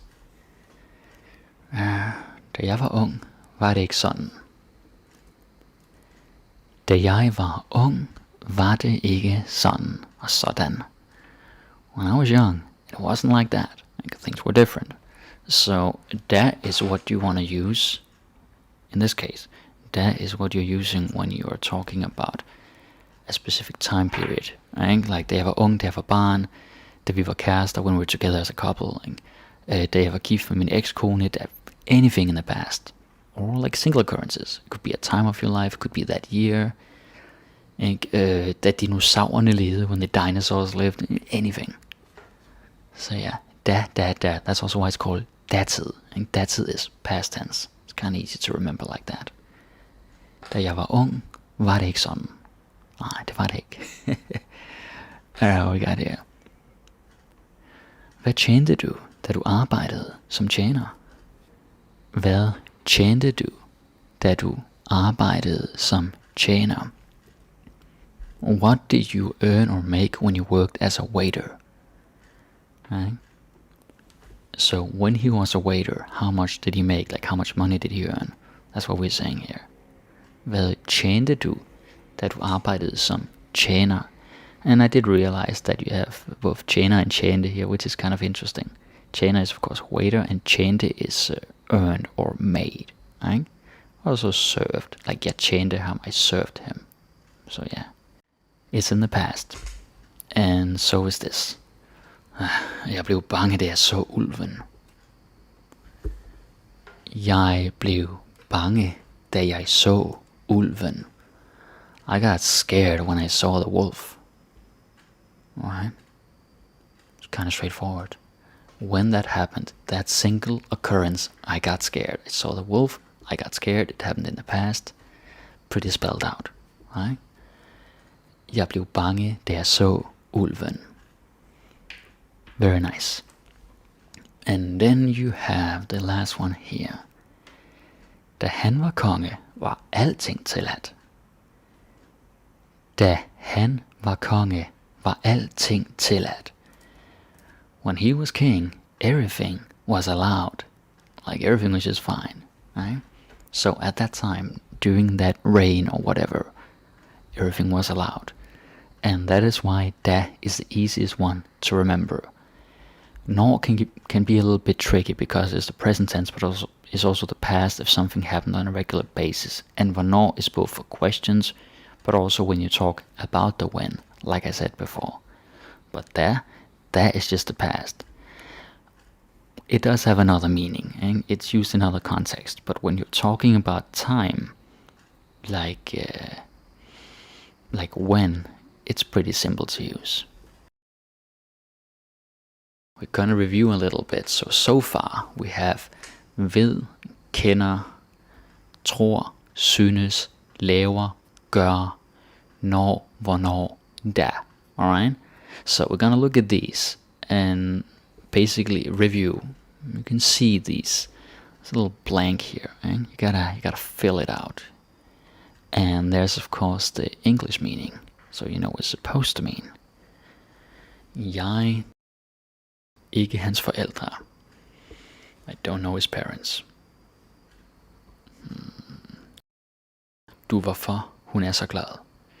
Do you know why she's so happy? Vi får en kold vinter. I think we're gonna get a cold winter. Så hvad? Du og min idé. So what do you think about my idea? Alright, so you gotta think.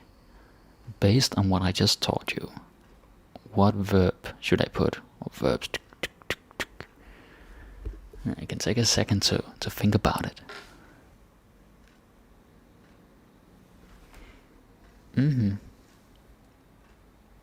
Alright, let's see. So, jeg kender ikke hans forældre, because you are familiar with them. Ved du hvorfor hun er så glad? Because it's knowledge about why she's happy. Jeg tror vi får en kold vinter, because it's a guess, and it's a prediction. Så hvad synes du om min idé? Because it's an opinion, it's a feeling towards something subjective. Alright, so that was about those. But this is of course about this whole thing with laver and gør. So let's see what you can do. Hvad du lige nu? What are you doing right now? Vi bliver nødt til at det i dag. We need to do it today. Det er lang tid siden vi sidst har en kage. It's been a long time since we last made a cake. Jeg kan dig rig. I can make you rich. Alright, just take a second here, think about it. The right verbs, and it has to make sense, it's gotta be correct.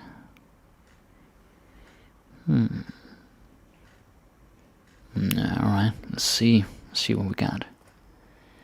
Hvad laver du lige nu? What are you doing right now? I actually had the same thing before, so it's almost too easy. But yeah, that's how it is, because it's how you're spending time, how you're passing time, how you're having fun. Vi bliver nødt til at gøre det i dag, because it's an action with a purpose, and you're doing it for a reason. Gør det i dag. Det er lang tid siden, vi sidst har lavet en kage. Because, well, at lave noget, to make something. When you're making, creating, producing, bringing into existence, it's lave, and you definitely make a cake. And jeg kan gøre dig rig. I can make you rich, because when you're like having an impact, when you're changing a feeling or a trait of someone else, then it's gør. Gør dig rig. Beautiful. Then you have, you can see that this is of course about when. Alright? So, what can we say? Det er så smukt, sneen falder. It's so beautiful when the snow is falling. Jeg ser en kylling, bliver jeg bange. When I see a chicken, I get scared. Regner du med, at det sker? When do you expect it to happen? Det vides ikke. Toget ankommer. It isn't known when the train arrives. So all of these are when, but there's more than one when, as we remember.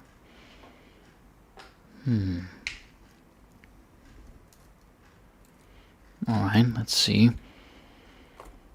Yes, det er så smukt, når sneen falder, because it's something that happens in general, right? Når jeg ser en kylling, bliver jeg bange. Again, every time he sees a chicken, he gets scared. Before it's the wolf, now it's the chicken. Hvornår regner du med, at det sker? So of course, hvornår, because it's a question. It's a question, you gotta use hvornår. And det vides ikke, hvornår toget ankommer. This is a bit formal, but the grammar is still solid.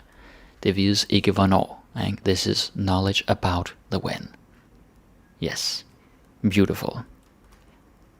Let's see here. There's a little bit left of this whole when thing, because it's more to cover. So, hvad var din reaktion, du så Thor? What was your reaction when you saw Thor? Jeg var gravid, spiste jeg hele tiden kiks. When I was pregnant, I ate biscuits or crackers all the time. Hun blev altid glad. En kunde var høflig. She always felt or became happy when a customer was polite. Han brugte sin fantasi, var der ingen grænser. When he used his imagination, there were no limits. Okay, so this is all when. But how do you know? How do you know what to use? Think about it. Skal vi lige se her.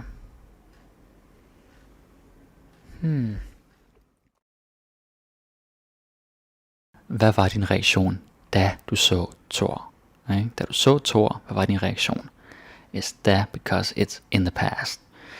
And I was thinking about a guy named Thor, not the movie, so you know that people, it's not just a movie, okay? Thor, that's the original name, not Thor.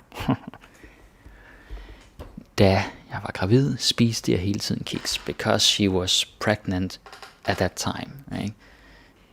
Hun blev altid glad, når en kunde var høflig. Yes, of course, no, because whenever a customer was polite, like every time that happened, then she became happy, like that. Når han brugte sin fantasi, var der ingen grænser. So, once again, whenever he did that, every time he used his imagination, then there were no limits, right? On those occasions. So yeah, that's basically how it is. It's simple enough, and I took quite some time today, and then I hope you took a lot of notes. But if you don't remember everything, that's totally fine. You can go back and rewatch it, because there's a lot to learn. And of course, I'm gonna make more videos like this. There's many more mistakes to cover.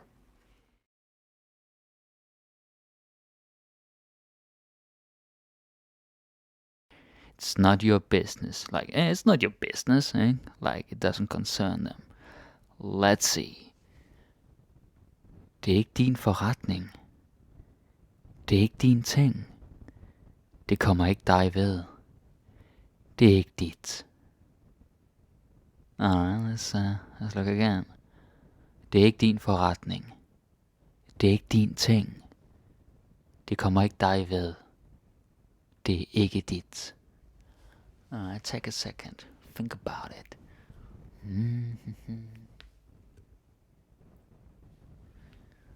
Yeah. Which one is correct? Which one is it?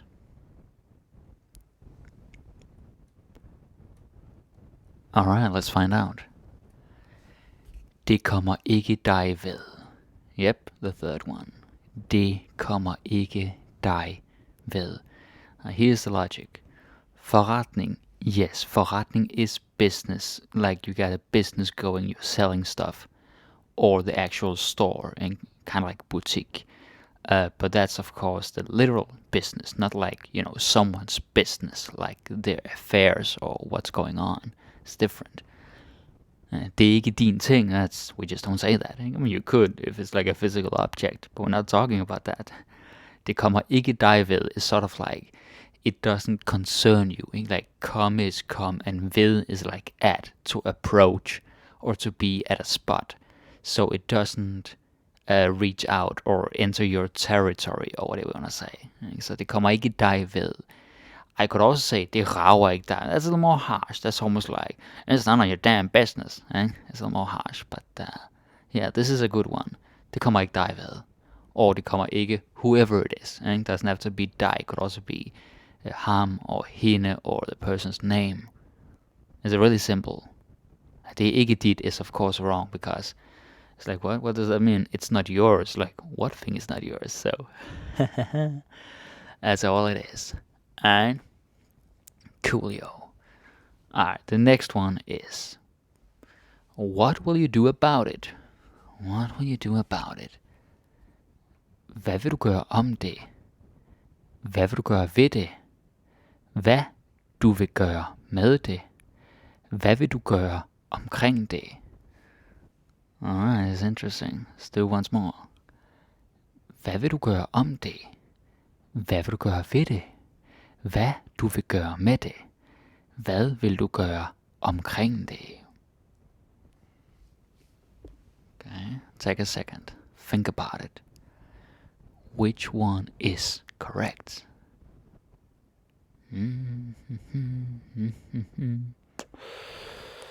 Yeah.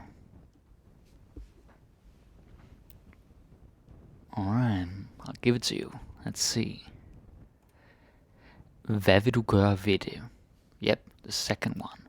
Hvad vil du gøre ved det? Let's go through them.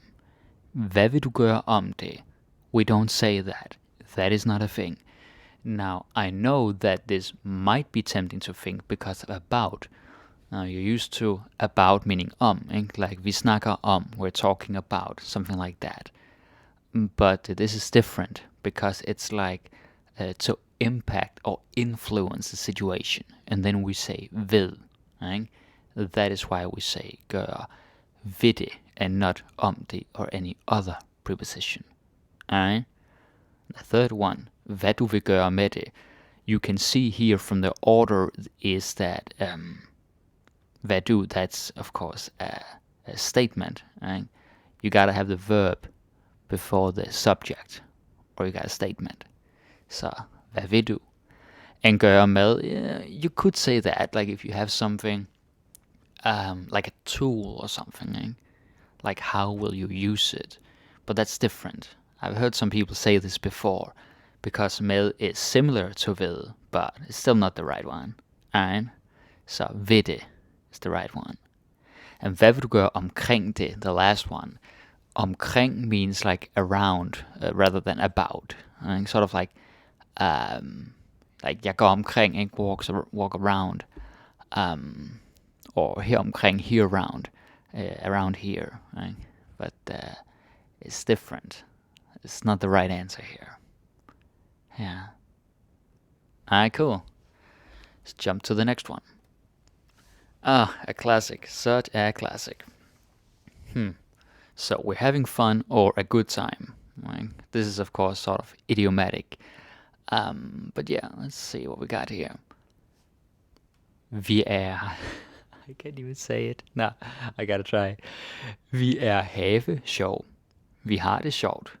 Vi har en god tid. Vi er have en god tid. Okay, again. Vi er have sjov. Vi har det sjovt. Vi har en god tid. Vi er have en god tid. Alright, now, a lot of learners are having problems here. It's very common. Which one is it? It is vi har det sjovt. That's the right one. Vi har det sjovt. Let's take them one by one. Vi er have sjov. You might be thinking like in English or in Spanish or some other languages where you're saying like am doing, am having, or you are eating or sleeping is, you get this from gerund, eh? Yeah, but we don't have that in Danish the same way. And you don't say er before a verb like am doing or are doing, anything like that. No, I want to stress this because this is such a common mistake, especially if your English is very good. Then you're gonna copy this into Danish, but that is wrong, okay? Don't do that. Just use the regular present tense. So, not have, not have, but vi har, because it's present tense. Så vi har det, vi har det sjovt. It's almost like an adverb, like we have it funny or we have it fun. Vi har det sjovt because it's like I can say jeg har det godt. Like I'm good, I'm doing good, I'm feeling good. Where sjovt is fun or funny. So yeah, that is sort of the rule that you want to go by here. Vi har en god tid, the third one. What can I say? This is of course the very literal to have a good time, right? But we don't say this. Yeah, you can probably find someone who said it, but that means like a good time period, like a good phase in their life. If you want to say you have fun, you don't say har en god tid, okay? Vi har det sjovt, that's the one.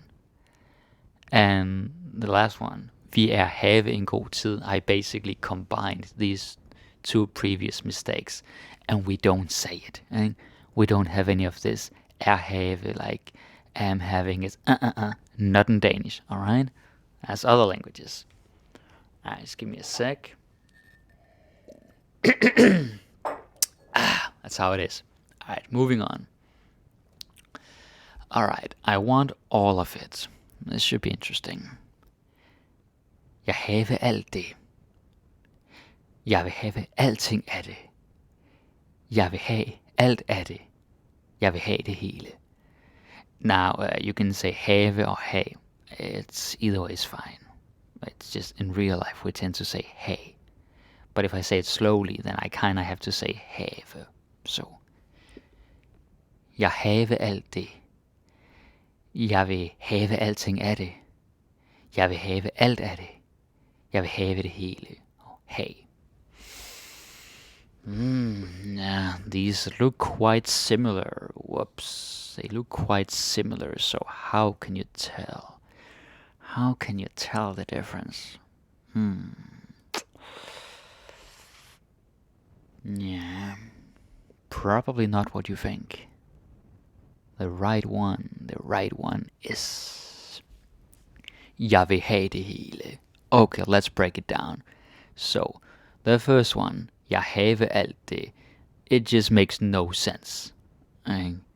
Have is infinitive. You can't have infinitive right after the subject. It doesn't work like that. So yeah, that's wrong. Jeg vil have alting af det. Alting means everything, but it's not everything, it's all. So it's a little bit different. And also you don't say like this if you that's not gonna work. Yeah. And the third one might look right. Jeg vil have alt af det. But here's the thing. In Danish, we don't say when it's the totality or the entirety, when it's the whole thing. We don't say okay? Gonna repeat this. When you have the whole thing, you don't say You do say when it's a part or a piece, a subset. For eksempel en af dem, one of them, eller flere af dem, several of them, mange af dem, etc. But not when it's the whole thing. So this is pretty big in Danish. It's a big difference when you compare it to English. It is jeg vil have det hele. Yes, the fourth one. That's how it is. Because det hele means like all of it or the whole thing. Right? And then you might think, oh, why not ting then if it's thing? Hey, it is what it is. Right? Jeg vil have det hele. I want all of it. I want it all would be the same. So, I want it all. Not gonna sing more of that. Let's move on. Can you feel the cold? Can you feel the cold? What we got? Kan du mærke kulden? Kan du mærke kold? Kan du mærke den kold? Kan du mærke kolde? Okay, alright. Kan du mærke kulden? Kan du mærke kold? Kan du mærke den kold? Kan du mærke kolde? Which one is it? Which one is correct? Yeah. Let's see. Kan du mærke kulden? The first one. Kan du mærke kulden? Because kulde is the noun, right? And we're talking about cold, like coldness, like the cold air or the concept of cold, not the adjective. So yeah, it's actually really simple. Kan du mærke kold? And that's just wrong because kold is the adjective. And the third one, kan du mærke den kold?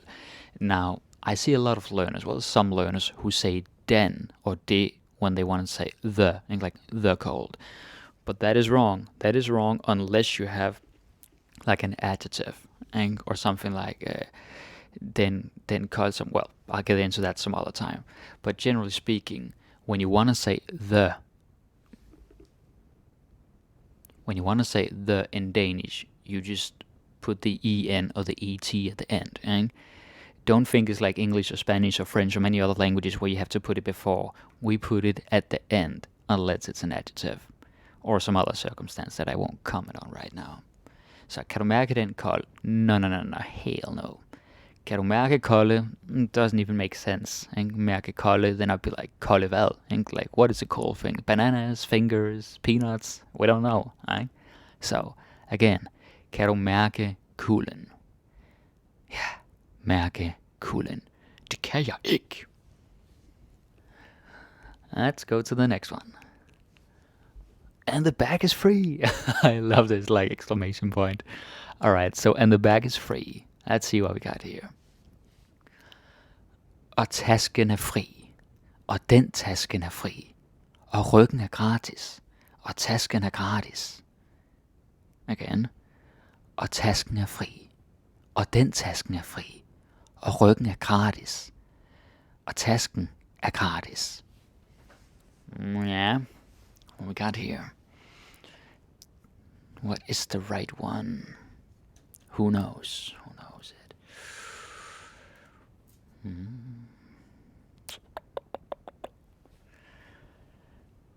Alright, let's see the answer. A. Okay, there you go. Og tasken er gratis. Here's the thing. The first one, tasken er fri. Free means free as in freedom, in liberty. Like, oh, yeah, free, I'm free. But not money free. Yeah, gratis is the word. So remember that. Tasken er fri? No. Den tasken er fri, obviously also wrong. And on top of that, you can say den tasken, because tasken means the bag. So den, which typically means like it or that, it's just like, what? No, you can't do that. So tasken. Ryggen. Ryggen er gratis. That's kind of funny if you have a weird sense of humor. Ryggen means the back, but the back of your body. So that's also in English B-A-C-K, not B-A-G. Different kind of back. So ryggen, the back of your spine is free. I don't know where you're doing your shopping, but yeah. Og tasken er gratis. That is of course the right one, because tasken, the back, and gratis is free. Alright? It's a very good word. I'm sure you know it. I mean, who does know the word for free?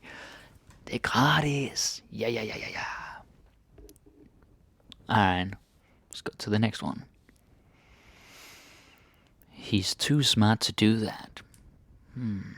He is too smart to do that. Han er for klog til at gøre det. Oh, sorry, I'm too fast here. Han er til klog til at gøre det. Han er for smart. Gør det. Han er for klog til at gøre det. Han er for smart til at gøre det. Han er til klog til at gøre det. Han er for smart. Gør det. Han er for klog til at gøre det. Han er for smart til at gøre det. Alright, which one is correct? Thinky. Which one is it?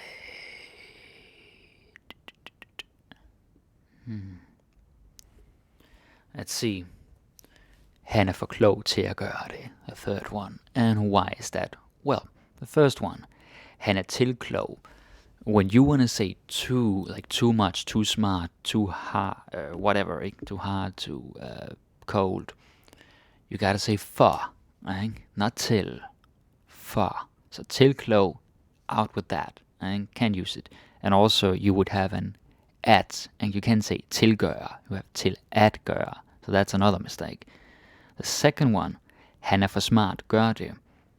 So the for is right, but then smart is a little bit different. And I talk about this sometimes with my students. It's that smart in Danish, like if you say the word smart, it's not intelligent or wise or smart like in English necessarily. It's more like clever, and clever smart, or convenient or handy, like something, oh, this smart, oh, that's clever, and that's convenient, like a smartphone. So, yeah, that is something you want to be aware of. The standard word for smart in Danish is klog. Right? That is your go-to word for smart. And of course, gør here is imperative, so hell no. And then the third one, han er for klog til at gøre det. Ikke? Han er for klog, he is too smart, til at gøre det, to do it. Right? And the last one is just wrong. Han er for smart til at gøre det. It's, yeah, we're missing the at. And we don't say smart. Right? We would say klog, because he's like all wise. Okay. Next one. I feel like dancing. Yes, this, of course, I feel like dancing like I wanna dance. Let's see. Jeg føler at danse. Jeg føler som danse. Jeg ville danse. Jeg har lyst til at danse. Jeg føler at danse. Jeg føler som danse. Jeg ville danse. Jeg har lyst til at danse. Okay. Let's think about this one. I feel like dancing. Most of you probably know how to say feel in Danish. But you might be surprised in this case.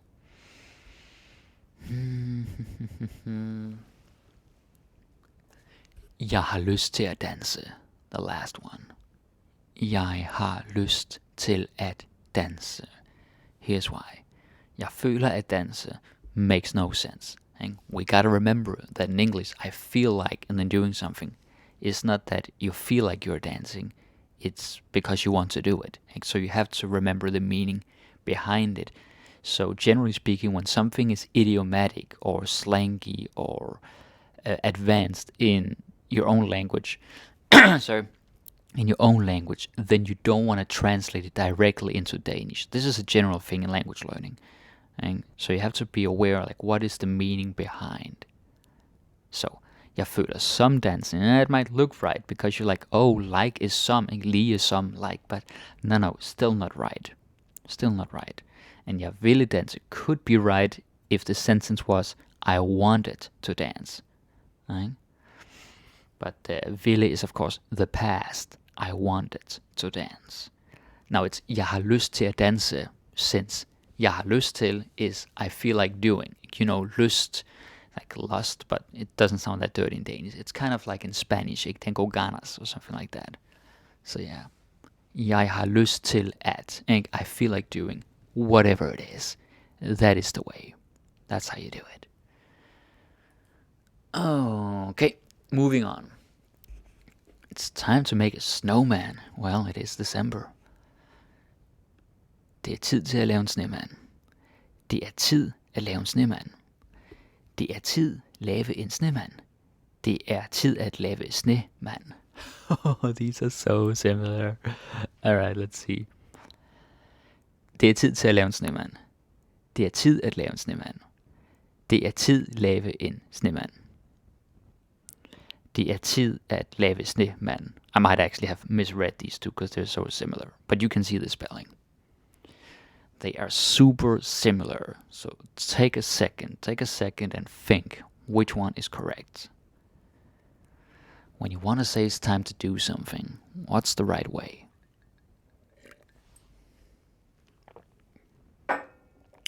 I see some of you guessing in the live chat. That's awesome. You can all participate. That'll be hyggeligt. Okay, the answer is yes, the first one. Because when you want to say it's time to do something, you gotta have til in there. Ikke? Tid til. Oh, det er tid til at gøre det. Ikke? Det er blevet tid til det. It's time for that. Something like that. Tid til at lave en snemand. So it is the first one. Tid at lave en snemand. The second one, well, we got no til. And you have that problem with the other ones. And here you don't even have at in the third one. So that's really broken. And then the fourth one, det tid is no. Because snemand, no, snemand is one word. Right? In general, in Danish, we have these compound words. In English, you tend to separate them or use a dash or hyphen or something. But in Danish, we connect them into long-ass compound words. Just like the Germans. Det er tid til at lave en snemand. Of course it is. Moving on. He's stronger than you. Now this is a weird sentence. I don't know if you're ever going to use this. But anyway. So. Han er stærkere som dig. Han er stærk end dig. Han er stærkere end dig. Han er stærkere end du. Han er stærkere som dig. Han er stærk end dig. Han er stærkere end dig. Han er stærkere end du. Which one is correct? Yeah, you have to think about adjectives. I don't know how you guys feel about that, because I didn't teach so much about it. Like, in the superlative, like more of something.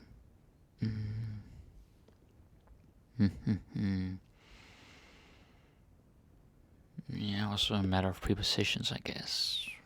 Let's see the answer. Han er stærkere end dig, the third one. Yep, because the first one, han er stærkere som dig. No, some means like or as, as. So that's not gonna work. I have seen some students, especially Greek students, I don't know why exactly, they tend to confuse some and n, but they're different. Some is you are similar, or the same, like you. But n, end, is than, stronger than you. So you gotta know the difference. The second one, well, that's not gonna work because stærk just means strong, but it has to be stronger. So stærkere, or just stærkere, the way we normally say it. So han er stærkere end dig, of course that's the one. The fourth one, han er stærkere end du, well, that's not gonna work because du is you as a subject, but it gotta be dig, so it's the object. Yeah, we don't want to mix those two up. It's important to know the difference. Yeah. Alright, moving on. Oh yeah, she's in love. She's in love. What we got here? I think most of you will get this wrong.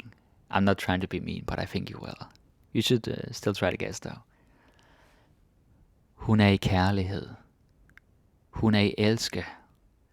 Hun er i forelskelse. Hun er forelsket. Ja.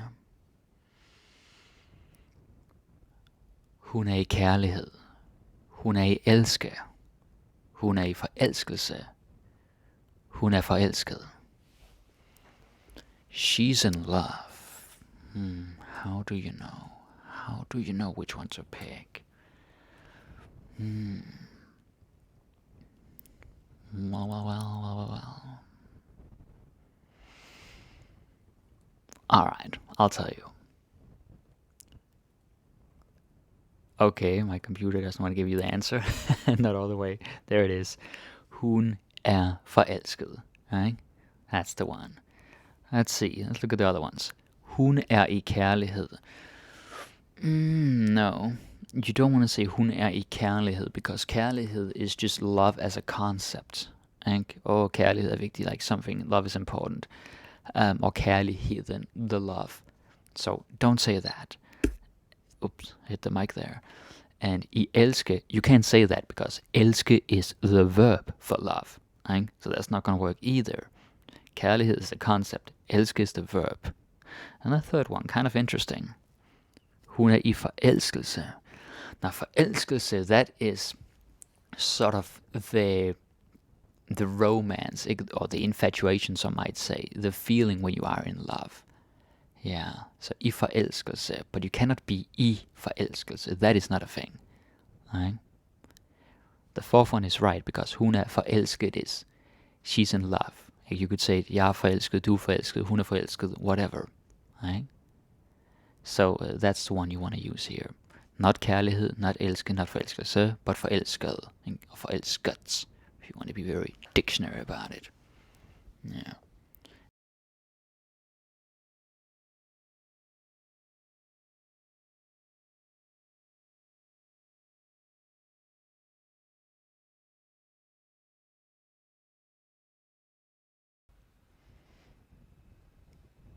De bor på en ø. De bor på en ø. Now, this one is pretty easy because you are on an island. Right? So whenever you're on a surface on top of something, that is på. Right? So på en ø. You can say it with an island, but you cannot say it with a country.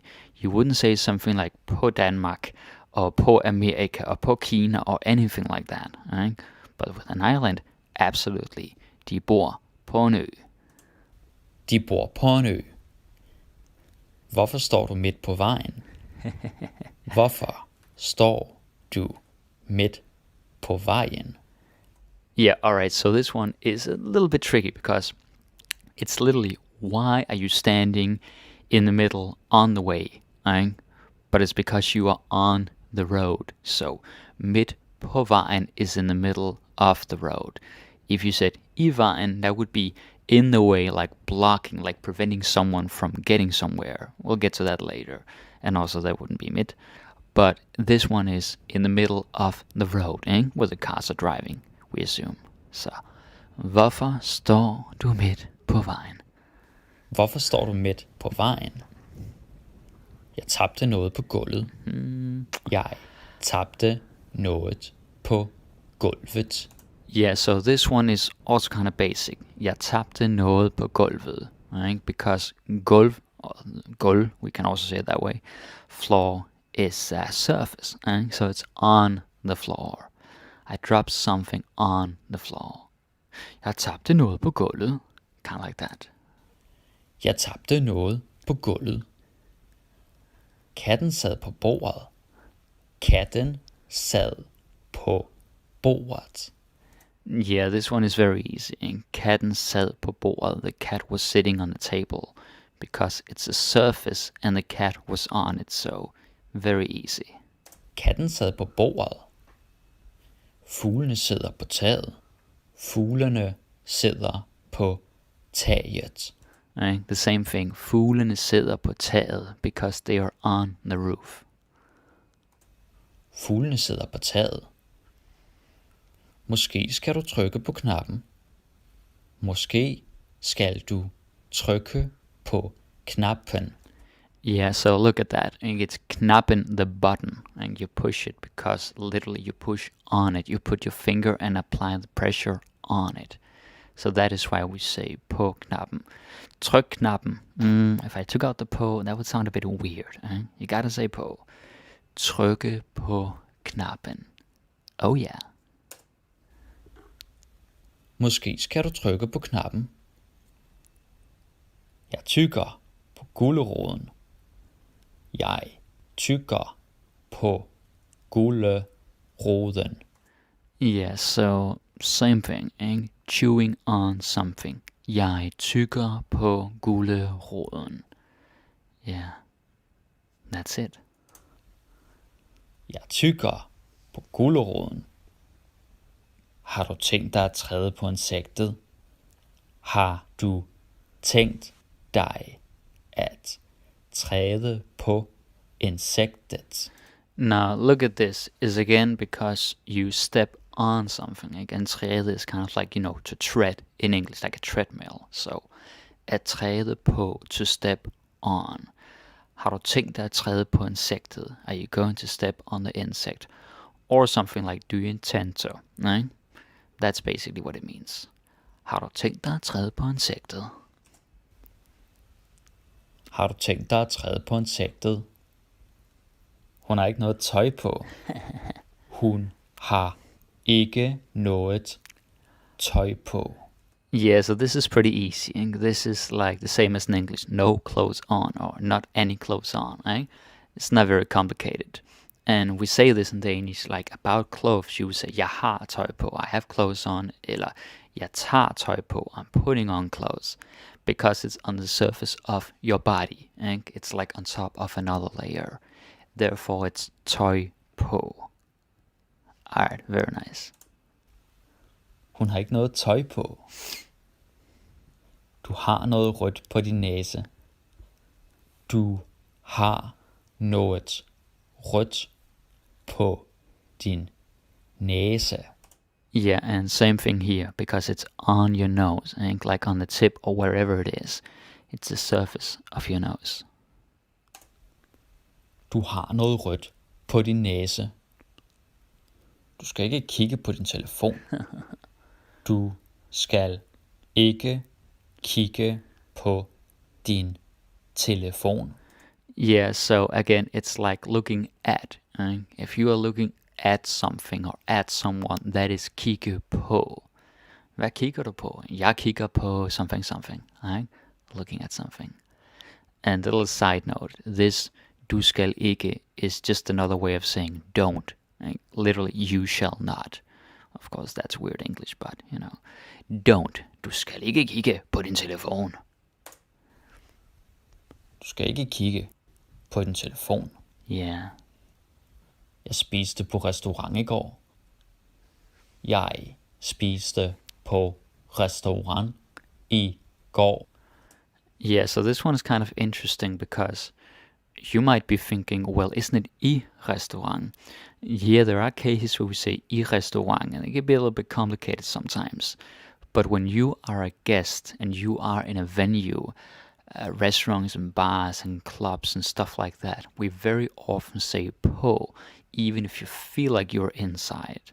Now that can be a little bit confusing, but that is how we do it.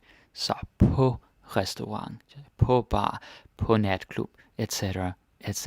Also café, på café. Jeg spiste på restaurant i går. Det står på papiret. Det står på papiret. Yeah, this one can also be a little bit tricky, because if you see this, you're like, it stands on the paper, like what the, you don't get that right away maybe.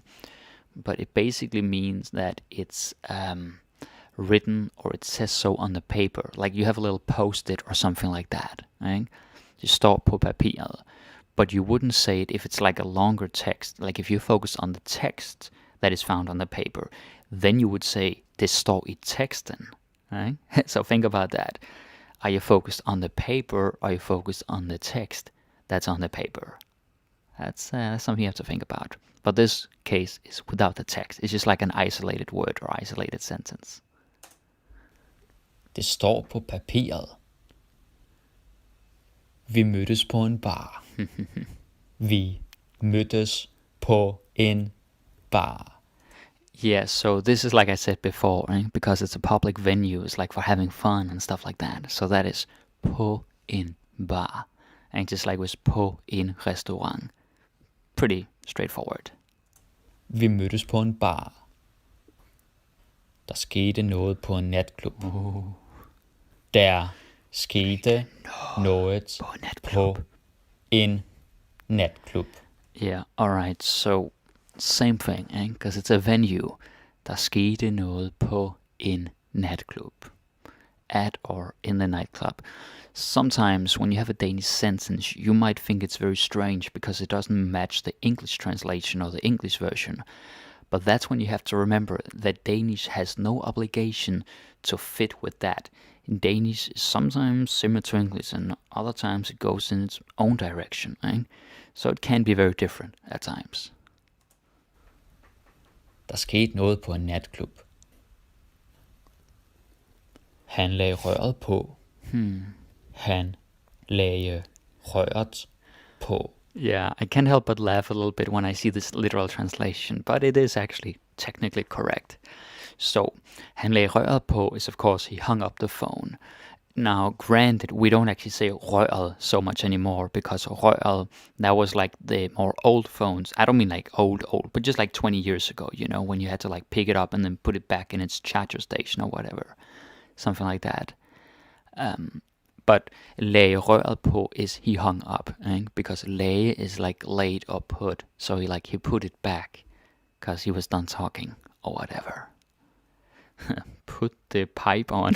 Sounds hilarious. Rør is both tube and pipe. You can look it up. Alright. Han lagde røret på. Jeg lå på græsset. Oh yeah. Jeg lå på græsset. So here it was, of course, lying on the grass. And yes, I mean lying as in lying down, not lying telling a lie. Just so nobody's confused.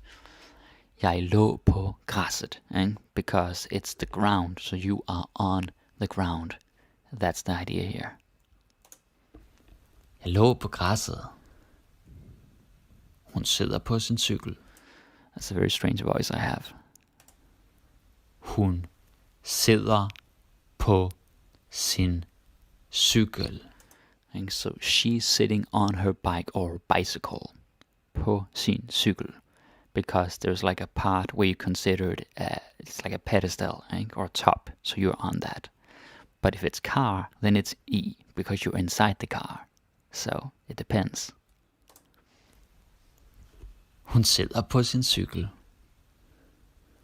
Sidder hun inde på kontoret? Sidder hun inde på kontoret? Yeah, so this can be confusing because you're thinking like, oh, it's in the office, right? Yeah, that would actually make sense, but for some reason we ended up saying på kontoret. If you happen to say I kontoret, that's okay, it's still passable.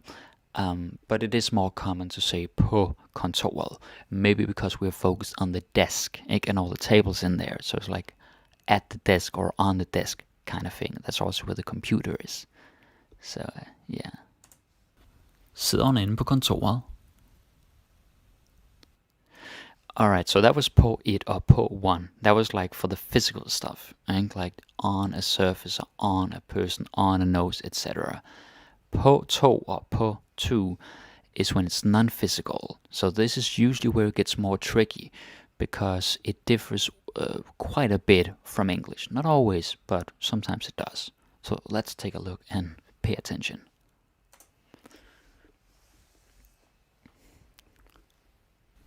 Han sagde det på dansk. Yeah. Han sagde det på dansk. And that is a classic. På dansk. In Danish. Don't ever say I dansk. That almost never happens, and if it does, it's meant in a different context. If it's a word in Danish or a sentence or conversation, then it's på dansk. It's på with any language. På dansk, på spansk, på fransk, på engelsk. Whatever it is. Han sagde det på dansk. Han sagde det på dansk. Oh yeah. Vi gjorde det på min måde. Vi gjorde det på min måde. Yeah, so the thing about this one is also a bit challenging because it's in a way in English, although of course you can say without the N, we did it my way. But in Danish, you have to have the preposition. If you just say, vi gjorde det min måde, we did it my way, or anyone else's way, could also be that. It's not going to make sense. Så vi gjorde det på min måde. As the preposition. Vi gjorde det på min måde. Yeah. Alright. Vi gjorde det på min måde. Hun tænker på dig hver dag. Hun tænker på dig hver dag. Okay, so this is where we're getting into harder territory that I can't even explain, like the whole territory today, because this is not the focus point. But tænke på is like to think about, eh? Like you are missing someone or something is occupying a lot of your attention. Maybe a big Harry Potter fan, I don't know, but something that you think a lot about, maybe a problem in your life or a person that's important. Then it's tænke på, but it's think about as in they occupy space in your mind, but not like you're thinking about doing something. Right? That's a little bit different. So yeah, we'll get to that some other day. I just had to mention it briefly. Hun tænker på dig hver dag. Lad os skåle på det. Lad os skåle på det. Yeah, that's a nice one. Eh? So let's cheer or toast to that. You know, something is great, you want to celebrate it, and you have some alcohol, probably alcohol, you're like, yay, skål. But skåle is the verb. Eh? So lad os skåle, let's cheer, let's toast. På det. Eh? It's important you say på and not some other preposition. På is the one. Lad os skåle på det. Yeah. Er du på vej? Er du på vej? Very good, very good. So, er du på vej is, as you can see, are you on your way? And in English you would say on your way, but in Danish we don't say er du på din vej. Like that's strange. So just er du på vej? Are you on way? I think there are also some other languages where you say it like this without the possessive pronoun, like your or my. So yeah, er du på vej? Jeg er på vej. I'm on my way. Something like that. Er du på vej? Jeg skal på date i aften. Jeg skal på date i aften. Right, so this is exactly the same as in English. You're going on a date. So in Danish, på date. And yes, that is the word we use nowadays. We do have a word called stævnemøde, but we don't say it much anymore, especially young people. It's almost like, it's very archaic for some of us. So just date, right? Pronounce the same way. Jeg skal på date i aften. Jeg skal på date i aften. Yeah. De venter på os. De venter på os. Yes, so as you can see is de venter på us. Right? Kind of like in English when you say they're waiting on us. Although I know in English you prefer to say for us. But that's how you say it in Danish. You gotta say på. If you took out the på, it would be okay, but that would be more like they're expecting us. De venter us. And that's a little bit different. De venter på os, it's more like you are being slow or whatever, eh? Or they're getting impatient or time is ticking, like, hey, come on, we're waiting for you. So, de venter på os. De venter på os. Venter på os, different dialect. Selvfølgelig tror jeg på dig. Yeah. Selvfølgelig tror jeg på dig. Yes, so selvfølgelig tror jeg på dig. Of course I believe you or I believe in you. At tro på means to believe or to believe in. And you can use it when there's a person you trust, like you believe their word. In your eyes they have credibility, or the story you believe, or maybe it's God or Santa Claus, like anything that's a matter of believing, you can say tro, right? So, jeg tror på dig, I believe in you. And then of course there's inversion because we have selvfølgelig here, right? So, selvfølgelig tror jeg på dig. Of course I believe in you. Selvfølgelig tror jeg på dig. Du kan ikke stole på ham. Du kan ikke stole på ham. Very nice. So, du kan ikke stole på ham. Right? You can't trust him. Du kan ikke stole på ham. And you gotta have the på in there. If you just say stole ham, that's not gonna work. So, kan ikke stole på ham. Yeah, very nice. Du kan ikke stole på ham. Fokuser på bolden. Fokuser på bolden. So, fokuser på bolden. It's pretty easy when you think about it. Focus on the ball. That's it. Right? your eyes, your focus, your attention on the ball. Fokuser på bolden. Fokuser på bolden. Gule shorts er på mode. Gule shorts er på mode. Alright, so looking at this one, it's like they are in fashion or in style. Mode means fashion, like moda in some Latin languages. So på mode means that it's like trendy, that it's in at the moment. Så gule shorts er på mode. Alright? Nice. Gule shorts er på mode. Han håber på det bedste. Han håber på det bedste. I forgot to comment there. So, han håber på det bedste. It's like he's hoping for the best. He's got his fingers crossed. He's like, yes, come on. Han håber på det bedste. Yeah, awesome. Håber på det bedste. Har du taget lidt på? Har du taget lidt på? Yeah, so har du taget lidt på is basically like, did you gain weight or did you put on a bit of weight? I don't say the word vægt here, V-A-G-T. I don't say that here, we don't need to. Just, har du taget på, did you gain weight? So that's basically it. It's a nice way of saying it. Har du taget lidt på? Yeah. Lad os finde på noget. Lad os finde på noget. Yeah, so this could be used in different ways. It really depends on the context. But it's basically like, let's figure something out, or let's come up with something. Maybe there's a problem and you need to solve it, so you need to come up with a with a solution or something like that. Or maybe you're bored, so you're like, let's come up with something. Let's think of something. So that's basically what it is. It's finde på. Finde på can also mean to come up with a story. Det var bare noget, jeg fandt på. It was just something I came up with. So maybe someone is lying or just using fiction in general. That's how it is. Lad os finde på noget. Jeg er sikker på det. Jeg er sikker på det. So, jeg er sikker på det, I'm sure about it, or I'm sure of it, is how you say, like, when you're sure of something in Danish, you gotta have that på in there. You can't just say, jeg er sikker det. But of course, this is a point that I make a lot, that you gotta have the preposition. Så, jeg er sikker på det, eller det er jeg sikker på, that I'm sure of. Jeg er sikker på det.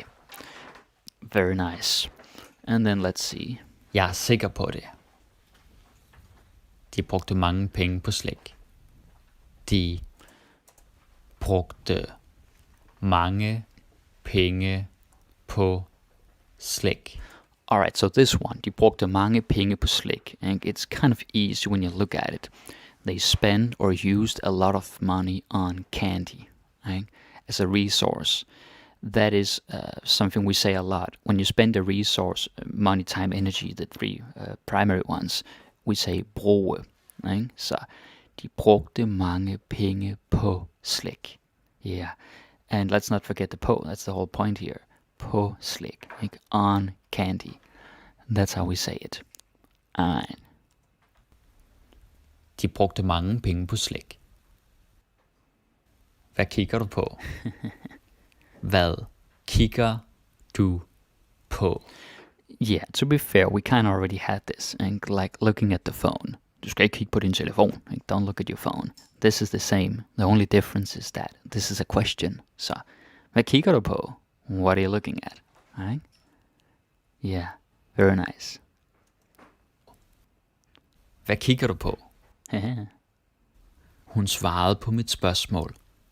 Hun svarede på mit spørgsmål. Yep, that is how we say it. If someone has a question and you answer it, then it's at svare på. Literally to answer on. Så hun svarede på mit spørgsmål. She answered my question. She answered to or on my question. That's how we say it. Hun svarede på mit spørgsmål. Jeg reagerede ikke rigtigt på nyheden. Jeg reagerede ikke rigtigt på nyheden. Jeg reagerede ikke. Yeah, so this is like when you react to something, that is at reagere på. Right? Hvordan reagerede han på det? How did he react to it? So here he didn't really react. And he's like, like, just no reaction. Jeg reagerede ikke rigtigt på nyheden. Right? Didn't really react to the news. Rigtigt på nyheden. Han går ofte på jagt. Han går ofte på jagt. Now with this one, it's literally he often goes on a hunt or goes on hunt. Right? Because jagt is hunt. So it's not that he goes hunting, it's he goes on hunt. It sounds stupid in English, but anyway, direct translation. Han går ofte på jagt. Or if someone is on the hunt, like he's already there, then you could say, han er på jagt, like he's on a hunt, like that. You would also say it about a lion if you watch some documentary. You say like, løven går på jagt, ikke? Eller løvinderne, the lionesses, løvinderne er på jagt. Something like that. Yeah. Han går ofte på jagt. Jeg har et barn på 5 år. Jeg har et barn på 5 år. Jeg har et barn på 5 år. Ikke? I have a child of 5 or a 5-year-old child. It's kind of like I have a child at the age of 5. Like på 5 år. Because then you don't have to say, jeg har et barn, som er 5 år gammel. Ikke? Like you don't have to say that. You can make it shorter by just having the på. I have a kid of 5 years. Ikke? A kid that is, or a child that is 5 years old. So it's kind of convenient that way. And that's also like a lot of this learning is about taking shortcuts. Not to be lazy or anything, but to make it easier for yourself when it's possible. Jeg har et barn på 5 år. Yeah. Det han sagde går mig virkelig på. Det han sagde går mig virkelig på. Okay, so this one can be a bit tricky, but I'll try to explain it well. So the thing he said really bothers me, or really got to me. If I say, det går mig på, or der er noget, der går mig på, it's sort of like it's under my skin. Right? Like I can't stop thinking about it. Maybe I'm a bit obsessing about it. I just can't forget it. So that's what it means. If something is like går mig på, eller det går ham på, means that it's bothering the person. Like they can't let it go. So yeah, it's something that makes more sense when you see it in a real context, because all of these are out of context, obviously. Det han sagde går mig virkelig på. Gang på gang fortalte han den historie. Gang på gang fortalte han den historie. Alright, this is very nice. So basically, gang på gang is like time on time, like time upon time, like time and time again. Gang på gang fortalte han den historie. You see? So yeah, that's how it is. And by the way, it also creates inversion. Gang på gang fortalte. So pay attention to that as well. Gang på gang. Gang på gang fortalte han den historie. På det tidspunkt var jeg stadig ung. På det tidspunkt var jeg stadig ung. Alright, very nice. So, again, something with time. Tidspunkt means time or point in time. Ikke? Tid is time and punkt is point. So, time point, if you will. At that time, I was still young. Right? That is the right preposition we use when we say tidspunkt. På det tidspunkt. Yeah. Very nice. På det tidspunkt var jeg stadig ung. Vi må hjælpe din mor på et senere tidspunkt. Vi må hjælpe din mor på et senere tidspunkt. Alright, so this is kind of the same, but in a different way. Ikke? So tidspunkt, again, just another place in the sentence. Vi må hjælpe din mor på et senere tidspunkt.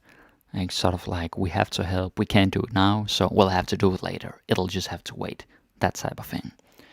På et senere tidspunkt. Right? Now, of course, if you really just want to be quick, you could say, vi må hjælpe din mor senere.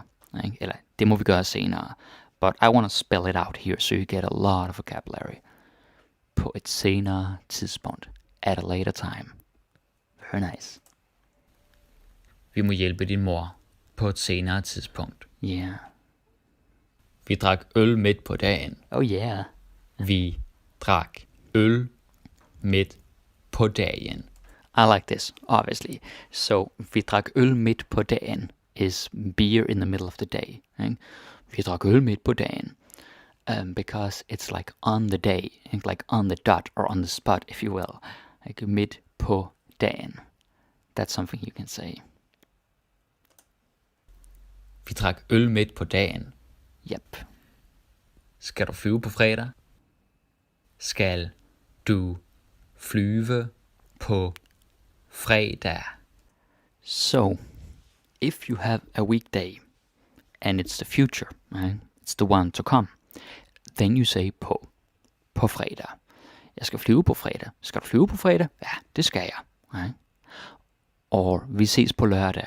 Vi ses på søndag. Anything when it's in the future. På and then name of the weekday. Right? Just don't say something like på i morgen, like on tomorrow. Like that's not a thing. It's with weekdays. Yeah. Skal du flyve på fredag? Skal du flyve på fredag? Mm-hmm. Der er fest på søndag. Yeah. Der er fest på søndag. Alright, same thing, same exact point. En fest på søndag. Something on Sunday. Der er fest på søndag. Ja. Der er fest på søndag. Det regner altid på denne tid af året. Det regner altid på denne tid af året. Alright, so this could look a little bit hard because you have a lot of words, but basically, det regner altid på denne tid af året. It always rains at this time of year. Is because it's at this time, similar to tidspunkt before, point in time. So på denne tid af året. That is how we say it. Of the year, literally. Yeah. Nice. Det regner altid på denne tid af året. Fuglene synger som regel på denne årstid. Fuglene synger som regel på denne årstid. Right, so this is a little bit different. Fuglene synger som regel på denne årstid. The birds usually sing during or in this season. When we say årstid, we mean season, like one of the 4 seasons. Now it's summer, of course. På denne årstid. That is the one you want to pick there. And by the way, som regel means usually, but literally means as rule. Regel is rule, R-U-L-E. So, som regel, usually, and then whatever follows. Fuglene synger som regel på denne årstid. Kind of like that. Fuglene synger som regel på denne årstid. Jeg lavede mad på 20 minutter. Oh yeah. Jeg lavede mad på 20 minutter. Now, this is good. So, let's really pay attention here, because why would you say på 20 minutter when it's in 20 minutes? Well, here's the thing. In Danish, when you can complete something within a certain deadline or time frame, that is på. Right? So it's like I did it in 20 minutes. If I'm gonna start in 20 minutes, that's different. That's We'll get to that some other time. Right? But this is within 20 minutes. I finished. So, important. Jeg lavede mad på 20 minutter. Yep, I did. Kan du løbe 3 kilometer på 5 minutter? What is this? Kan du løbe 3 kilometer på 5 minutter? Yeah, so this is the same basic point. Right? Like, can you get it done? Is it possible for you to run 3 kilometers within 5 minutes? Kan du løbe 3 kilometer på 5 minutter? Right? kind of like that. And it's of course super silly what I'm saying here, but it works grammar-wise. So Kan du løbe 3 kilometer på 5 minutter?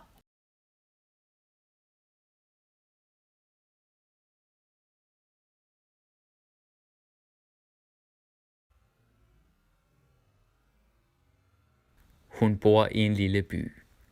Hun bor i en lille by. now looking at this one, it's actually pretty easy, right? Because whenever you are like inside of something, then it's I, right? I en lille by. Hun bor i en lille by. Yeah, like that. Hun bor i en lille by.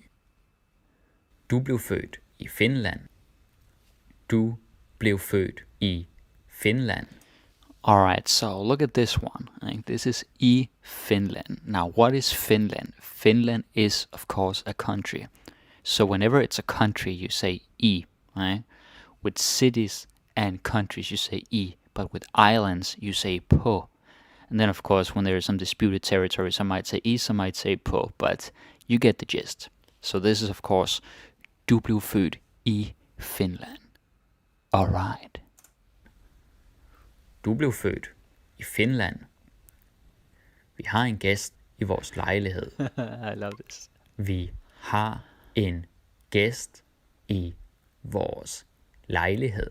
Oh yeah, alright. And so again, you are in the apartment. You are inside the apartment. So, i vores lejlighed. Right?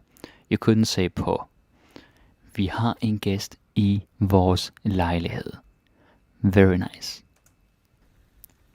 Vi har en gæst i vores lejlighed. Der er en mærkelig lugt i huset. Der er en mærkelig lugt i huset. Yes, and this is the same thing. The other one was a person, like a person inside the apartment.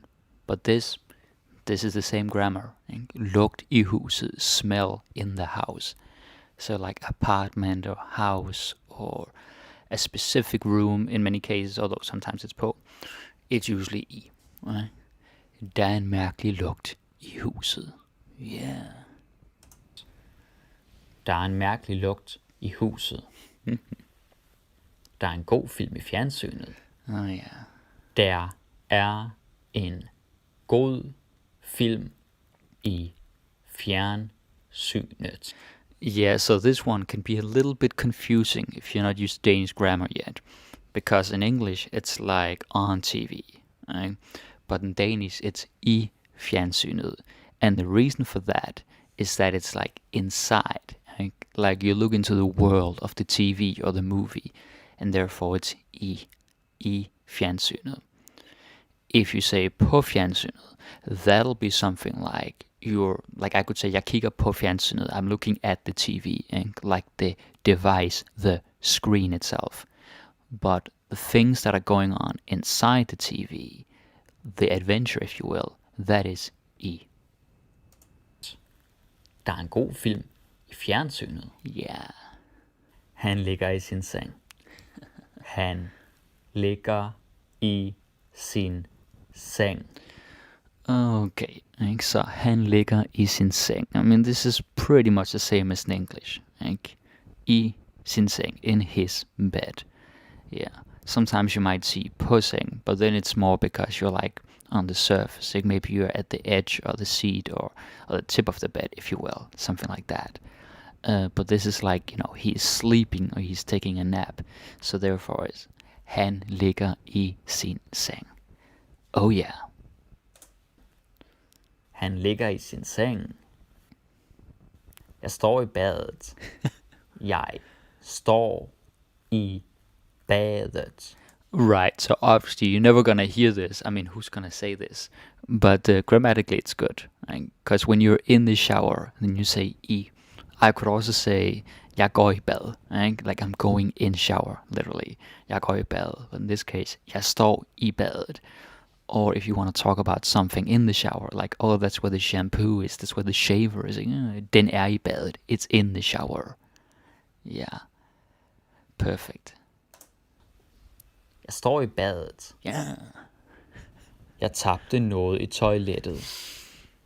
Jeg tabte noget i toilettet. Okay, this is very depressing, but it could happen. So, jeg tabte noget i toilettet. Again, it's inside of something. And like, it's not on top of, it's inside of. And therefore, it's i toilettet. Yeah. Very nice. Jeg tabte noget i toilettet. De er ude i køkkenet. De er ude i køkkenet. Yeah, so this one can be a bit strange to look at. Not so much because of the E, but because of the ude. Like, why do you say ude out in English? That's weird, right? Yeah, that's just something we do a lot in Danish. We might say like inde på værelset, og ude på badeværelset, og ude i køkkenet. Our use of inde and ude is something that's not so easy to explain, but the longer time you spend in Denmark, or the longer time you spend absorbing materials and stuff, you'll be like, oh yeah, that's when you use ude, or that's when you use inde, or hen, or oppe, or nede, like up and down. It can be a little bit strange, but it is important if you want to reach a very high level that you get used to it. But yeah, the E itself is pretty simple. Like, i køkkenet, in the kitchen. That's it. De er ude i køkkenet. Hans børn leger i stuen. Hans børn leger i stuen. Yeah, so again, it's pretty easy because it's a room, it's the living room. So, hans børn leger i stuen. That's really all it is. Yeah. Very nice. Hans børn leger i stuen. Hvem er det, der sidder i min stol? Hvem er det, der sidder i min stol? Okay, so this is kind of weird, but basically, who's that person sitting in my chair?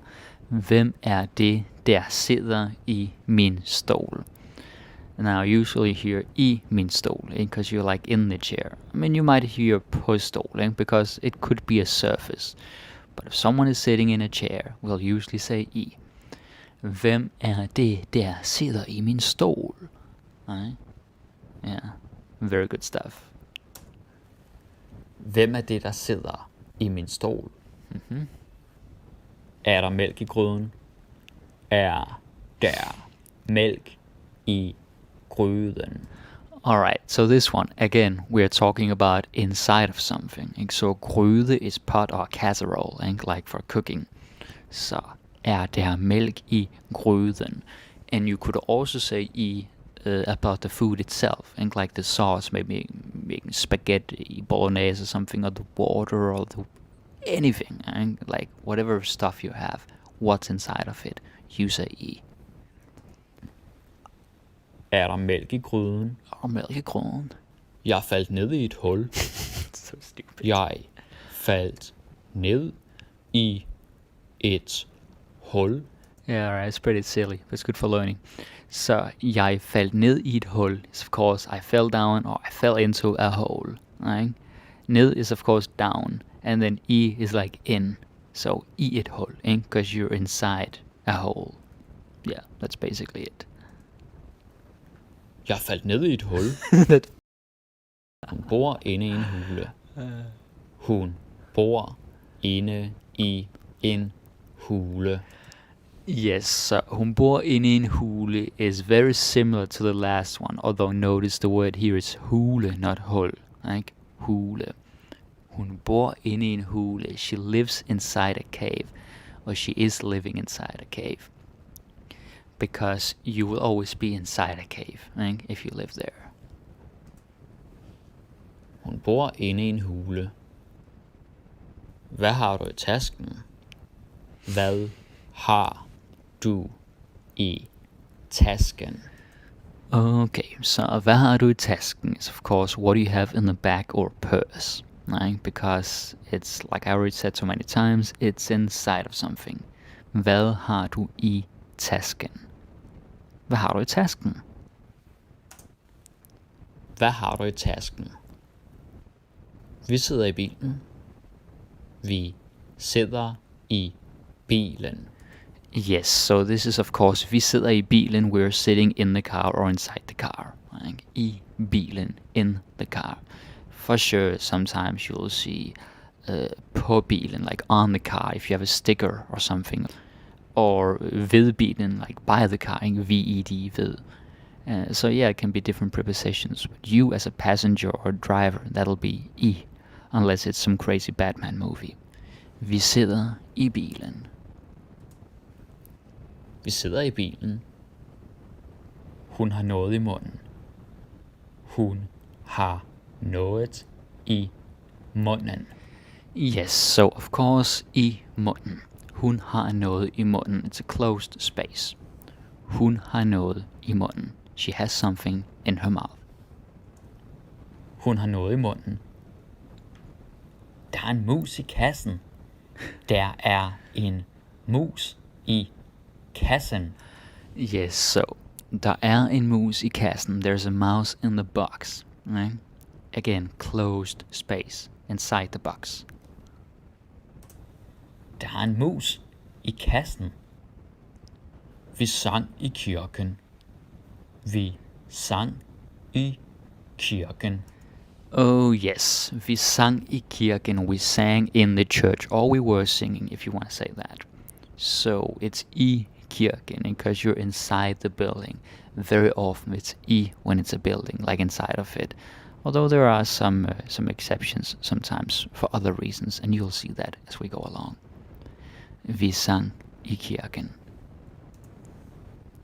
Vi sang i kirken. Går du i skole? Går du i skole?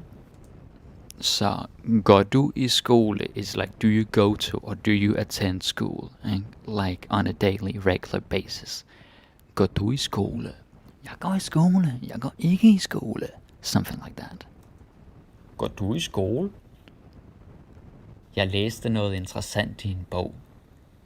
Jeg læste noget interessant i en bog. Okay, so looking at this is kind of long, but it's still pretty easy. Jeg læste noget interessant i en bog. Læste noget interessant i en bog. This is, of course, because the book is open, so it's inside the book. Jeg læste noget interessant i en bog. Yeah. Very nice. Jeg læste noget interessant i en bog. Min datter holdt fast i mig. Min datter holdt fast i mig. Now, I like this one because this could both be physical and non-physical, but here it's physical. So, min datter holdt fast i mig is, of course, my datter held on to me, and like tight, like she didn't want to let go, or she held my hand, or some strength put in here. Min datter holdt fast i mig. Yeah, holde fast i is to hold on to. This is, of course, a bit harder because it's like a sort of phrasal slash compound verb, and that's not really for beginners, but the more verbs you learn, the more often you'll see that there are these where you combine certain words to make a new verb, right? Because holde just means to hold, but holde fast i is to hold on to. Yeah, well, you'll get it. Min datter holdt fast i mig. Du skal ikke hive i mandens skæg. Du skal ikke hive i mandens skæg. Oh yeah, I love this. So, du skal ikke hive i mandens skæg. This is, of course, don't pull the man's beard. And yeah, I can hive, that is like pull. Like with force, you're pulling. Så du skal ikke hive i mandens skæg. And du skal ikke is just another way of saying don't. Like you shall not, but that sounds weird in English. So, du skal ikke hive i mandens skæg. Right? That's how it is. That's how it is. Du skal ikke hive i mandens skæg. Jeg skal have noget i maven. Jeg skal have noget i maven. Yeah. Now, this one I really like. It's a little bit hard if you're kind of basic with Danish, but basically it's like, jeg skal have noget i maven. I need to eat something. Ikke? I need to get something in my stomach. Jeg skal have, ikke? I need, I want, noget i maven. Something in the stomach or my stomach. Jeg skal have noget i maven. Right? So this is a very good way of saying that you're hungry. Of course, you can always say, jeg er sulten, or jeg vil spise, or jeg er nødt til at spise noget. That's just as fine. But this is a nice colloquial way if you're trying to take your Danish to a higher level, a more natural level. Right? It's very good stuff. And as we can see, noget i maven. Right? Something in the stomach. My stomach. And that's something else. In Danish, when we have a body part, we usually don't say like min mave, mit hoved, mit hjerte. I mean, sometimes we do. But a lot of the time, it's just like the, like maven, hovedet, skulderen, foden, and like the brain, the heart, the shoulder, the foot, whatever. Because we already know it's our own. So we don't need to say like min or mit. Jeg skal have noget i maven. Oh yeah, so this right here is when it's like non-physical, and because all the ones I just did are basically about, surfaces, like it's in the car or in the bed or in the pot or like in the mouth. It's always inside of something that physically exists. But this one, it's a little more tricky because it's not real objects, but you'll see and you'll learn a lot. De sagde det i kor. De sagde det i kor. Yeah, so de sagde det i kor is of course they said it in chorus or at the same time, or they said it in unison. Right? Kor literally means choir, like singing choir. So de sagde det i kor. And this is very nice, and you would never guess this like if you just were to do it directly from English. So this is gold. This is really valuable knowledge. De sagde det i kor. De sagde det i kor. Hvad er der i vejen? Hvad er der i vejen? Oh yeah, this is really good. So it's like, what's wrong? And literally, what's in the way? But we get it from the context. I vejen could also be like, something is in the way. And like, hey, du er i vejen. And like, you're in the way, you're blocking my, passage or something. But if someone says, hvad er i vejen, that means what's wrong. And this is very good to know. So you don't always say something like, hvad er problemet? Eller hvad er der galt? Now, hvad er der galt is also fine. Totally, you can say, hvad er der galt? But I will say that if you always say, hvad er problemet? It's very textbook. Like, if you have a friend who's upset and you say, hvad er problemet? That doesn't sound very compassionate. Hvad er i vejen is much better. Definitely. You can see, like, what's in the way of your happiness. Kind of like that. Hvad er der i vejen? Jeg lagde meget energi i det. Jeg lagde meget energi i det. Now this one is like, I put a lot of energy into it. Because lagde is like put in the past tense. Jeg lagde or I laid. Jeg lagde meget energi i det. I put a lot of energy into it. It's like an investment. Energi i det. Into it or in it. Jeg lagde meget energi i det. Yep. Lad os holde fast i disse traditioner. Lad os holde fast i disse traditioner. Yeah, so this is kind of like what we had before, you probably remember. At holde fast i, to hold on to. Yeah, but in this case, it's not physical, it is non-physical, because you're not physically holding on to the tradition. You're not letting it go, like you are maintaining it, you're keeping it. Lad os holde fast i disse traditioner. Let's hold on to these traditions. Lad os holde fast i disse traditioner. Vi går meget op i hygiejne hjemme hos mig. Vi går meget op i hygiejne hjemme hos mig. Yeah, so when you see this, you might be like, what is that? Go up i. Like, if you've never seen it before, it can be very confusing. But vi går meget op i hygiejne hjemme hos mig basically means we care a lot about hygiene in my house or my home. Right? At gå op i is to care about, to be meticulous, to have it as a priority, and like you place importance on it. That is at gå op i. And one example could be hygiene. Right? I could also say, hvad går du op i? Like, what do you care about? That kind of stuff. Like, what are your priorities? It's very good when you're talking about like priorities and values and stuff like that. And a little note here. Notice how it's hjemme hos mig. It doesn't say something like i mit hus. I could say i mit hus, but it's just much more natural and much more common to say hjemme hos mig. Like my base, like my turf. Turf is a bad expression, but you know what I mean. Hjemme hos mig. Vi går meget op i hygiejne hjemme hos mig. Du har ret i mange ting. Du har ret i mange ting.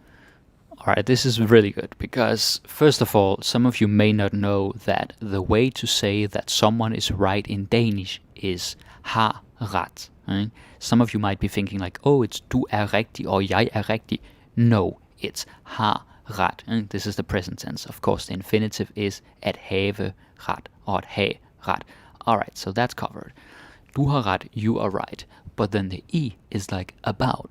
Right? You are right about many things. If I just said, du har ret mange ting, not gonna fly. Right? Gotta have the I. Du har ret i mange ting. You're right about many things. Oh yeah. Du har ret i mange ting. Jeg giver dig ret i, at sangen er god. Jeg giver dig ret i, at sangen er god. Oh yes, so this is similar but a little bit different. Now, ret is still like right, to be right. But this is giver. Så jeg giver dig ret i, at sangen er god. Kind of like I'll acknowledge or I admit that the song is good. Like maybe you have this song that you just love so much, and I'm like, yeah, alright, I admit it. And like you've been building my expectations, and then it turns out that you're actually right. So yeah, jeg giver dig ret i, at sangen er god. Right? That's how it is. Giver dig ret i, at sangen er god.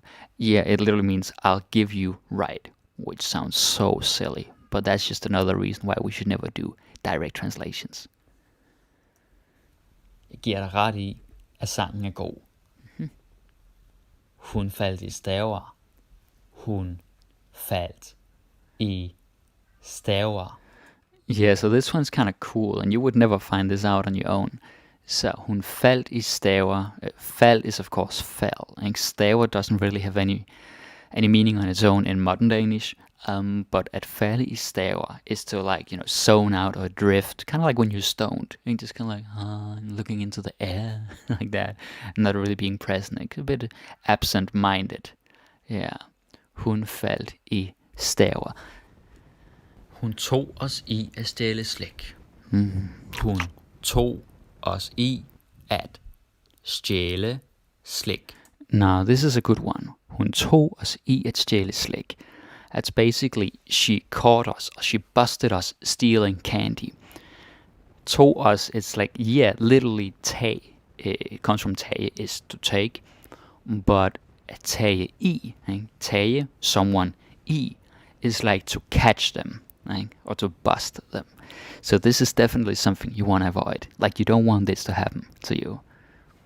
But I should also say that it's not only about busting other people. It could also be about yourself. Like if you catch yourself doing something bad, maybe swearing or picking your nose or anything that you consider bad, right? Then you could be like, oh, jeg tog mig selv i at gøre det. I caught myself doing it. Right? Kind of like that. Hun tog os i at stjæle slik. Jeg faldt i søvn. Jeg faldt i søvn. Yeah, så jeg faldt i søvn. I fell asleep. And this is pretty much like in English. The only difference is that we have it in 2 words, ikke? I søvn, and you will say asleep in English. That's all it is. Alright. Jeg faldt i søvn. Hun sidder i en trance lige nu. Hun sidder i en trance lige nu. Okay, so this is a very straightforward, ikke? Hun sidder i en trance. She's sitting in a trance. Hun sidder i en trance lige nu. Because you are in a trance. So, yeah, nothing else to say. Hun sidder i en trance lige nu. Du er i godt humør i dag. Du er i godt humør i dag. Okay, so here we actually have 2 i. We can take both of them. So, du er i godt humør. Ikke? You are in a mood. Du er i godt humør. And then i dag, today. And i dag is of course 2 words, not 1 word. Don't spell i dag like 1 word. We don't want to see that. Så, du er i godt humør i dag. Du er i godt humør i dag. Han handlede i god tro. Han handlede i god tro. Alright, so han handlede i god tro is very much like its English counterpart. He acted in good faith, and like he had good intentions, or he thought that he was doing the right thing. Han handlede i god tro, and tro is faith. And it's like in this case, or the a legal context, and like it was innocent intent or religious, and like det er min tro, it is my faith. Hey Mathis, så han handlede i god tro. Han handlede i god tro. I morgen er det søndag. I morgen er det søndag. Alright, so this is very easy. I morgen er det søndag. Tomorrow it's Sunday. I morgen er det søndag. And notice there's an inversion, by the way. Ikke? I morgen er det søndag. And there's an inversion because there's something about time. Ikke? But you already knew that. I morgen er det søndag. I går havde du travlt. I går havde du travlt. Yeah, so i går havde du travlt. And yesterday you were busy. That's how it is. I går havde du travlt. And yeah, same thing as the other ones. Ikke? I går, that's in 2 words. I går havde du travlt. I dag er det fredag. I dag er det fredag. Oh yes, i dag er det fredag. There it is again. So here this is like the focus. Ikke? I dag er det fredag. Today's Friday. I dag er det fredag. Hørte du den høje lyd i nat? Hørte du den høje lyd i nat?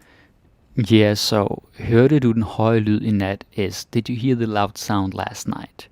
And last night. If you said something like sidste nat, and sidste is of course last, that would be unnatural. Like i nat is last night. So yeah, you'll notice we have a lot of these I when you say like today, tomorrow, or something like that. Hørte du den høje lyd i nat? Det bliver travlt i aften. Det bliver travlt i aften. Yeah, so look at this. Det bliver travlt i aften. It's going to get busy tonight. Right? Like maybe you work in a restaurant and there's going to be a lot of guests or something like that. There's going to be a lot of things to do. Så det bliver travlt i aften. Yeah, and again it's i aften. Right? That's how we say like tonight. Det bliver travlt i aften. I år er jeg julemand. I år er jeg julemand. Alright. So, i år er jeg julemand. Ikke? This year I'm Santa Claus. And, I mean, yeah, you could probably get away with saying dette år, like literally this year. But it's just not common. And this is the common way. I år er jeg julemand. This year I'm Santa Claus. I år er jeg julemand. Jeg ventede på ham i 2 timer. Jeg ventede på ham i 2 timer. Not cool. Så, jeg ventede på ham i 2 timer. I waited for him for 2 hours. Right?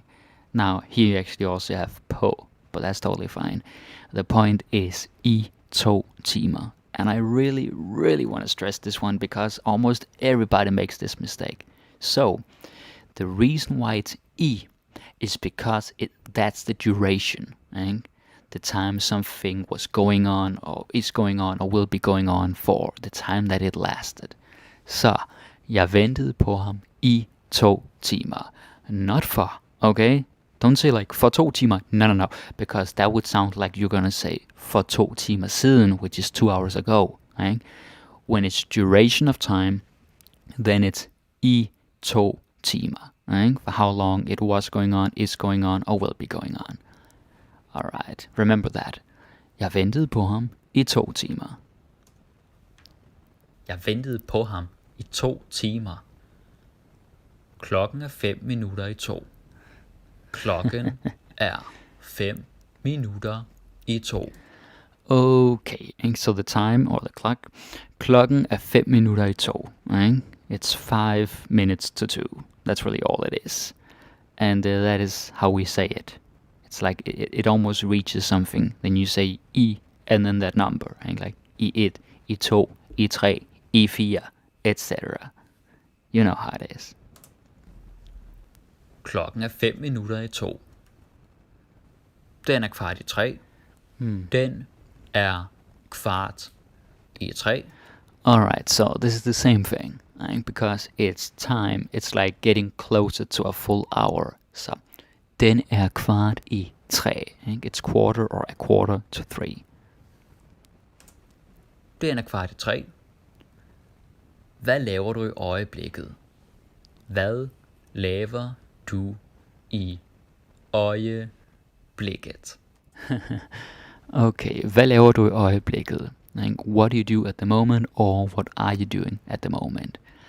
Øjeblikket literally means the moment. Right? Hvad laver du i øjeblikket? Like these days, recently, at the moment. Yeah. Hvad laver du i øjeblikket? Hvad laver du i øjeblikket? Hvor meget får du i løn?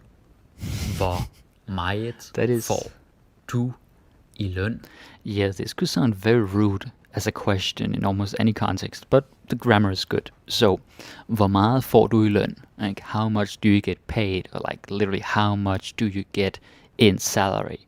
Right? Because løn is salary. Hvor meget får du i løn? Yeah. Alright. Hvor meget får du i løn? I hvor høj grad er du tilfreds? I hvor høj grad er du tilfreds? Okay, so i hvor høj grad er du tilfreds? So what or how high a degree are you satisfied? Like with a performance or something. It can sound a little bit formal, like i hvor høj grad. Right? But formality in Danish doesn't necessarily mean distance. It just means that you're more focused. So yeah, i hvor høj grad er du tilfreds? I hvor høj grad er du tilfreds? De lever i fattigdom. De lever i fattigdom. Oh yeah, that's sad. So, de lever i fattigdom. Like, they live in poverty. And you'll see this with some other things too, like in a certain environment, right? Or condition, then you could say I. Of course, I couldn't include everything in this video because there are just too many uses, but this represents it pretty well. Like I fattigdom, in poverty. De lever i fattigdom. Landet er i krig.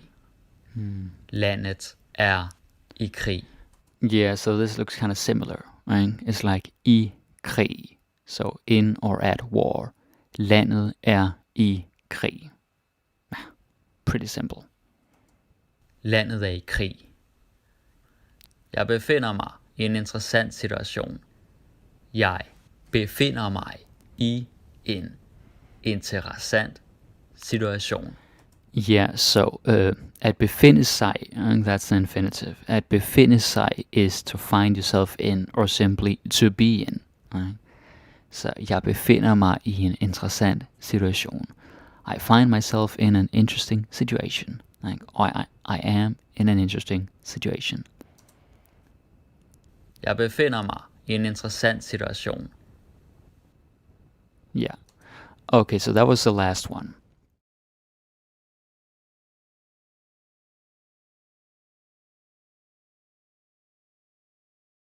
Now the first one is vi tænker hinanden.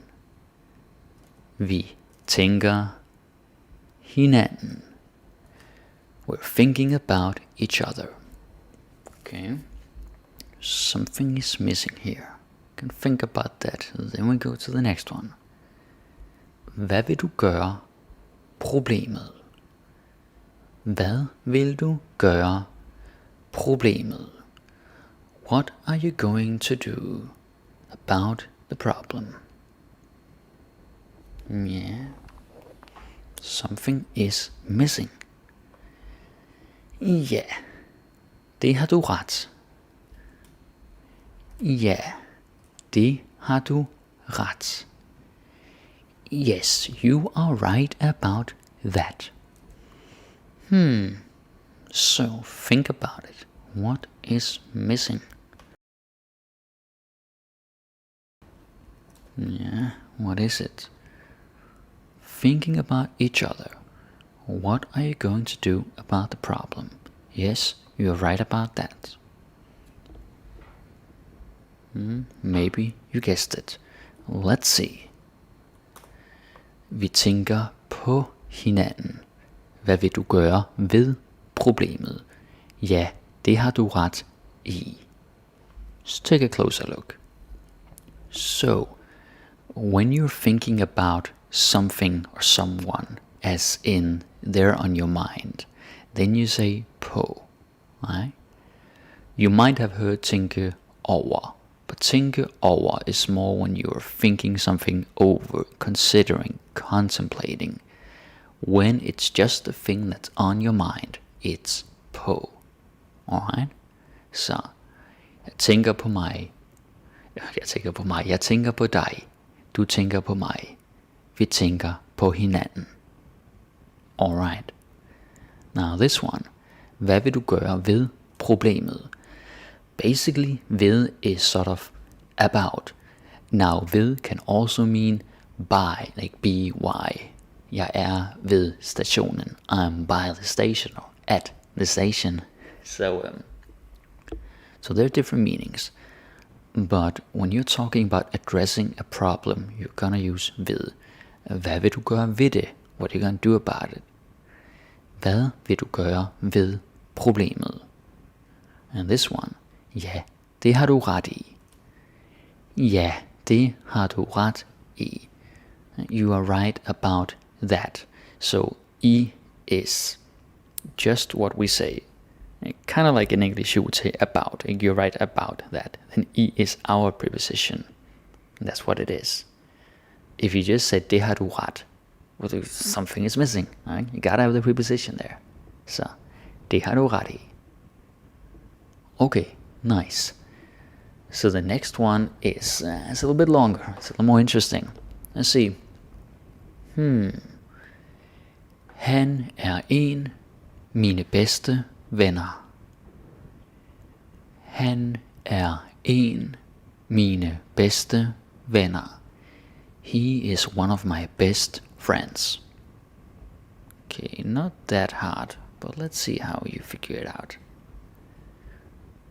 Hun snakkede med os 3 timer. Hun snakkede med os 3 timer. She talked to us for 3 hours. Okay, so something is not here. Jeg læste bogen 2 uger.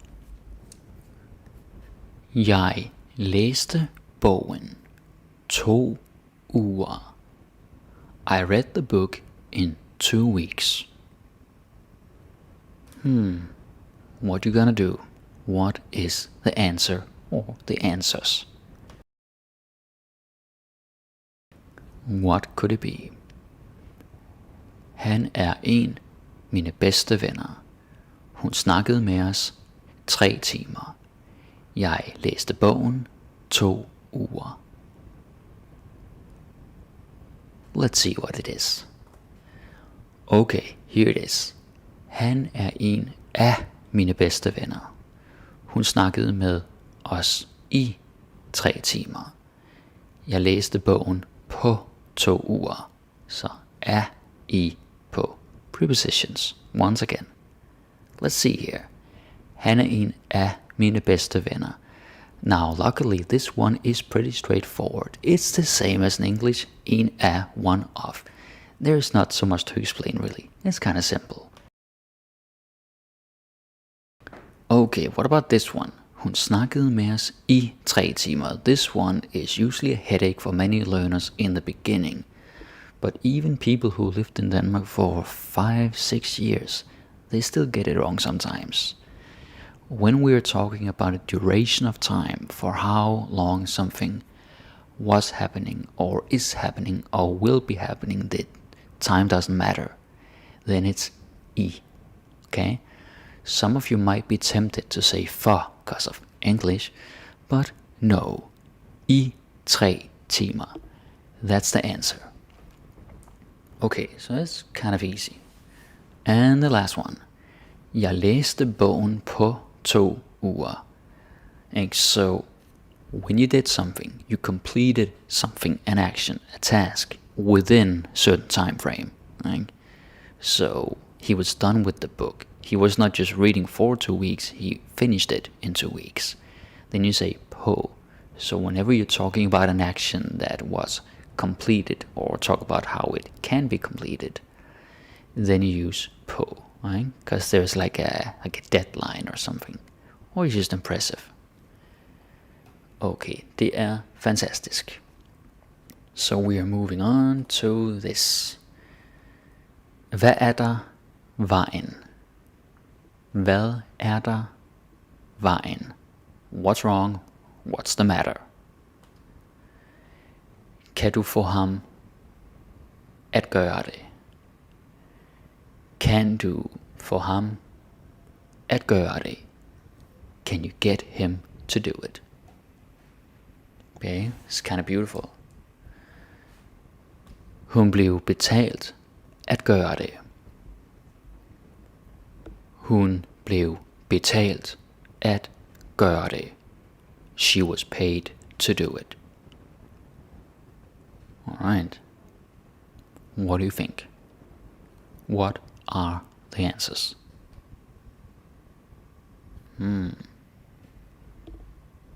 Let's see.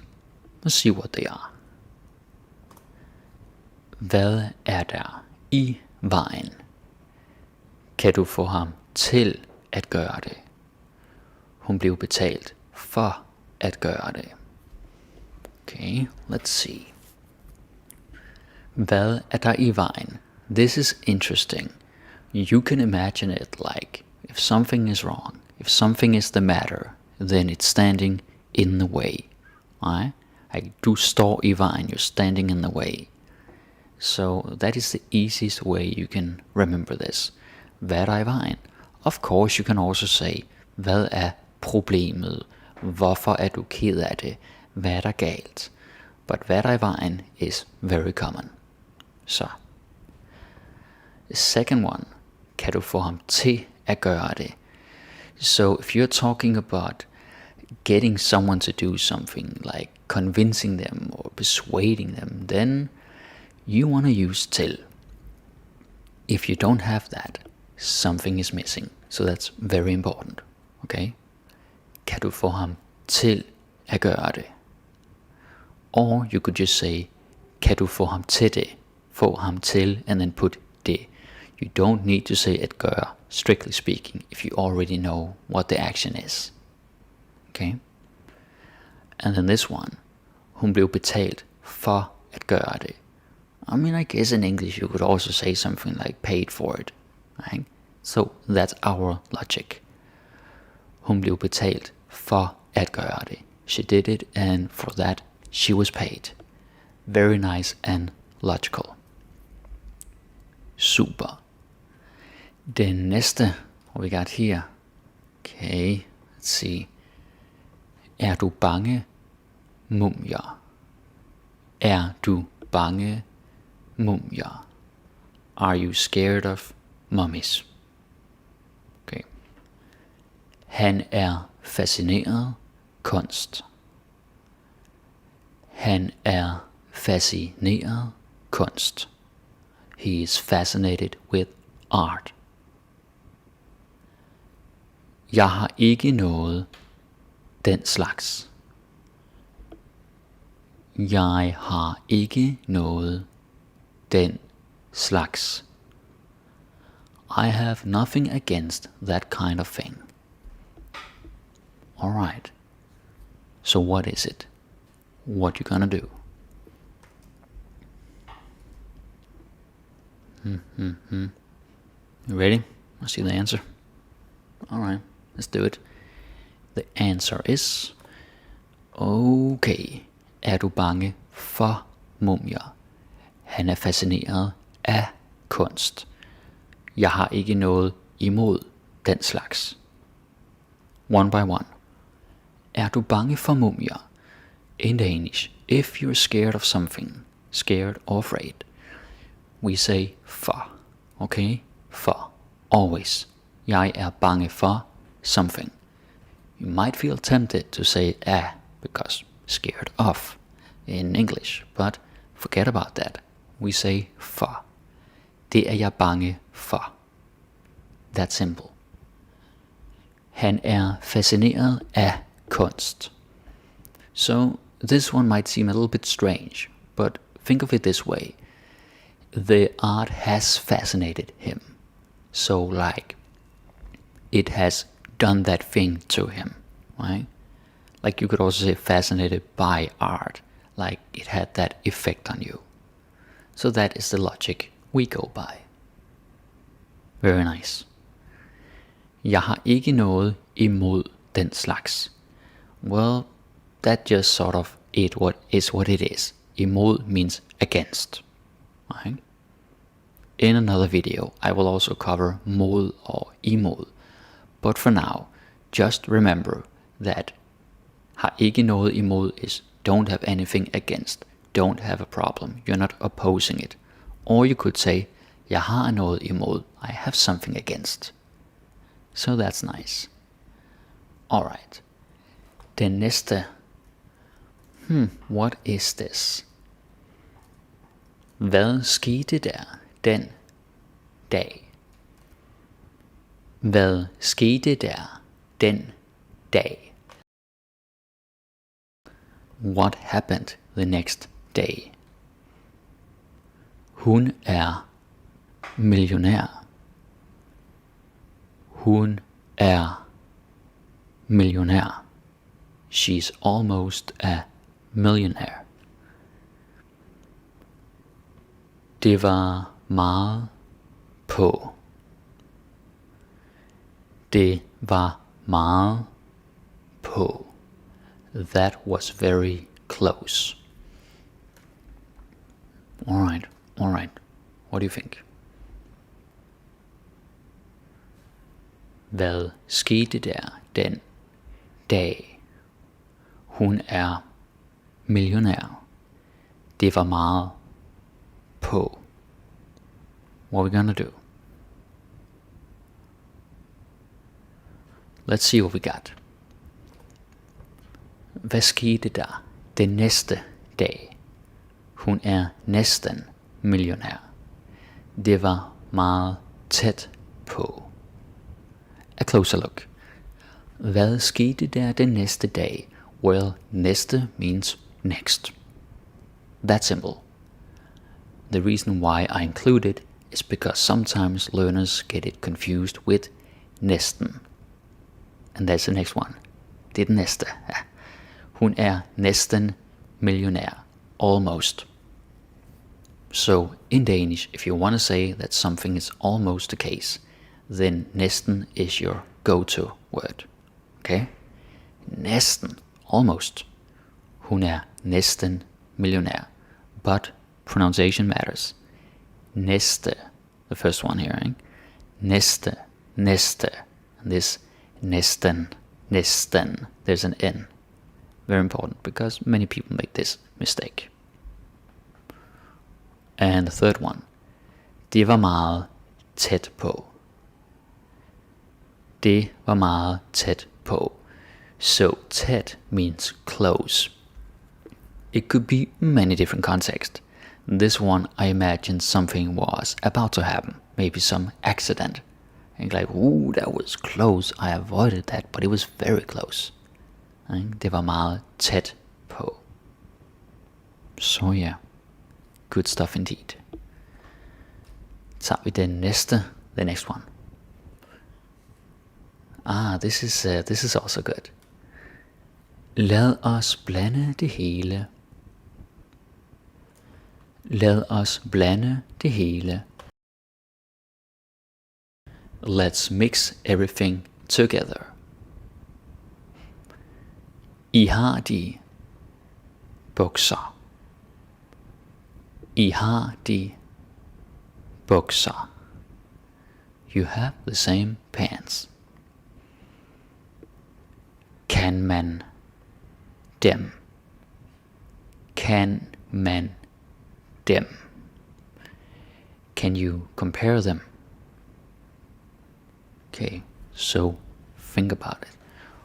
What do you want to say? Lad os blande det hele. I har de bukser. Kan man dem? Let's see. Lad os blande det hele sammen. I har de samme bukser. Kan man sammenligne dem? Alright, so the first one. Lad os blande det hele sammen, because sammen means together. If you live in Denmark, you probably already know it. Sammen, sammen, sammen, sammen. And it's kind of like the last slide with næste and næsten. Because this, I har de samme bukser. Samme means same. Okay? Samme, samme. And this one, sammen. Sammen. Not the same word. Indeed, they're not the same. But many people make that mistake when they're speaking. So.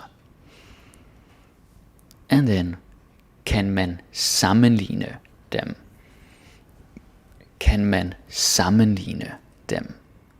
So sammenligne simply means compare, because sammen is together, as you can see, and then ligne is look like, resemble, or be similar. Okay, that's it. Sammenligne. Lad os blande det hele sammen. I har de samme bukser. Kan man sammenligne dem? And that's how it is. Okay, beautiful. Moving on to this. Dette er vigtigt. Dette er vigtigt. This is very important. Okay. Jeg tror, han er fuld. Jeg tror, han er fuld. I think he's a little drunk. Du er populær, er du ikke? Du er populær, er du ikke? You are pretty popular, aren't you? Nice ones. So what do you think?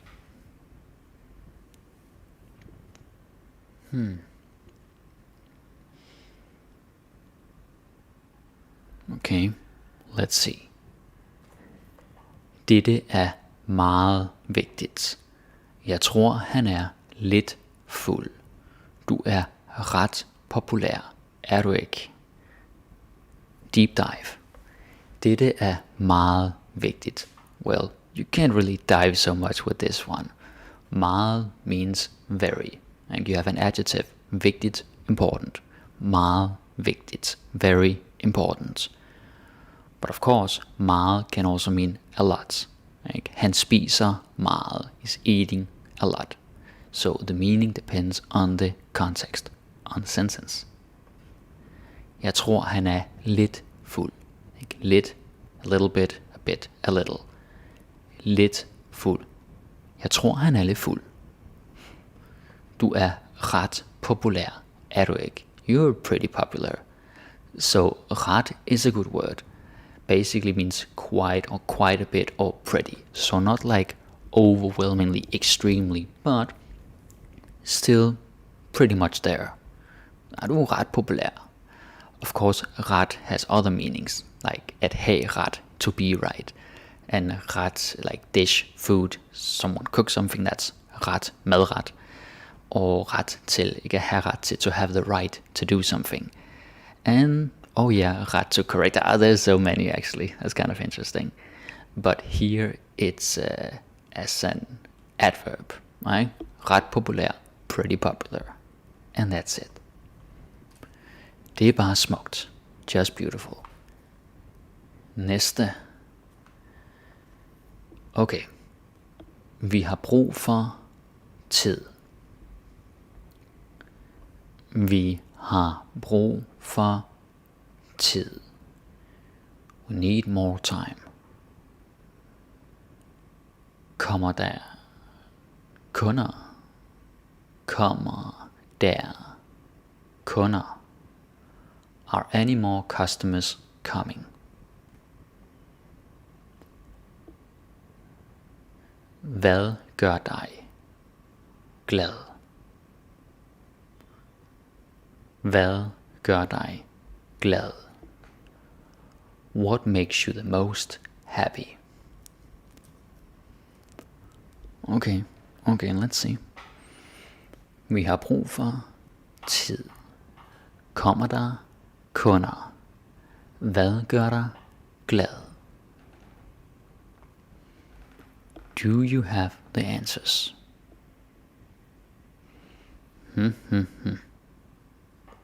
Let's see. Vi har brug for mere tid. Kommer der flere kunder? Hvad gør dig mest glad? So, vi har brug for mere tid. Mere because time, in this case, is just something you can't count. It's like a mass. It's more abstract. That's why you say mere tid. You don't say flere tid, but mere. Like mere is for non-countable. Time, energy, love, air, gas. These things that you typically don't count. That is mere. Kommer der flere kunder? So flere kunder, more customers. We use flere because kunde is something you can count. En kunde, to kunder, tre kunder, fire kunder, and so on. Kunder og kunde, singular, you can count. Tid, you cannot. That's it. And then, hvad gør dig mest glad? Mest is most, the most, mest. And that's really what it is. Not that hard. Not really. Okay. Den næste. It's a nice one too. Let's see. Hvor finder man dyr? Hvor finder man dyr? Where do you find the most animals? Hun har forslag. Hun har forslag. She has many suggestions. Der faldt regn i dag. Der faldt regn i dag. A lot of rain fell today. Alright, let's see. Hvor finder man dyr? Hun har forslag. Der faldt regn i dag. What do you think? Let's look. Hvor finder man flest dyr? Hun har mange forslag. Der faldt meget regn i dag. Why? Well, flest, you gotta remember from the other one, flere. Right? So, flere means more, and then flest means the most. That's it. Because it's countable. Like 1 dyr, 2 dyr, 3 dyr. Hun har mange forslag. Well, you count suggestions. Like 1 forslag, 2 forslag, 3, and so on. Therefore, it's mange. Mange, mange. Der faldt meget regn i dag. That's kind of what I alluded to before. Meget can be very with an adjective, but it could also be a lot, right? If it's something that you don't count. Like rain. You don't say en regn, 2 regn, like 1 rain, 2 rain. You say regndråber, raindrops, but different word. Meget regn, a lot of rain, much rain. So that's it. Forslag, suggestion is countable. You count it. And regn is not. Right?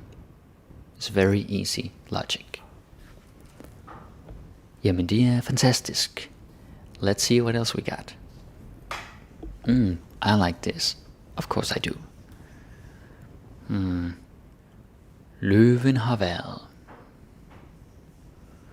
Løven har været. The lion has been here. Min onkel sidder lige. Min onkel sidder lige. My uncle is sitting right there. Er bilen parkeret? Er bilen parkeret?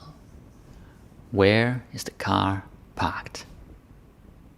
Okay, take a second and think about it.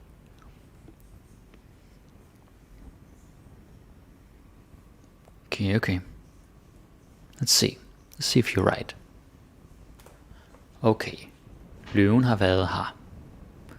Min onkel sidder lige der. Hvor er bilen parkeret?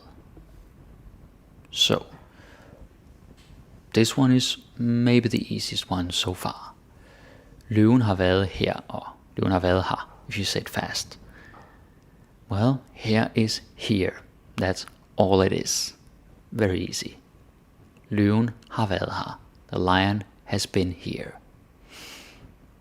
Min onkel sidder lige der. My uncle is sitting right there. And so der means there, like you're pointing at something. Der. So it's intentional that there's a little accent mark. We don't do that so much in Danish, but we have it with some words. Der. Lige der. Right there. Hvor er bilen parkeret? And I think most of you probably guessed this one. Like, hvor is where? Hvor er bilen parkeret? That's nice.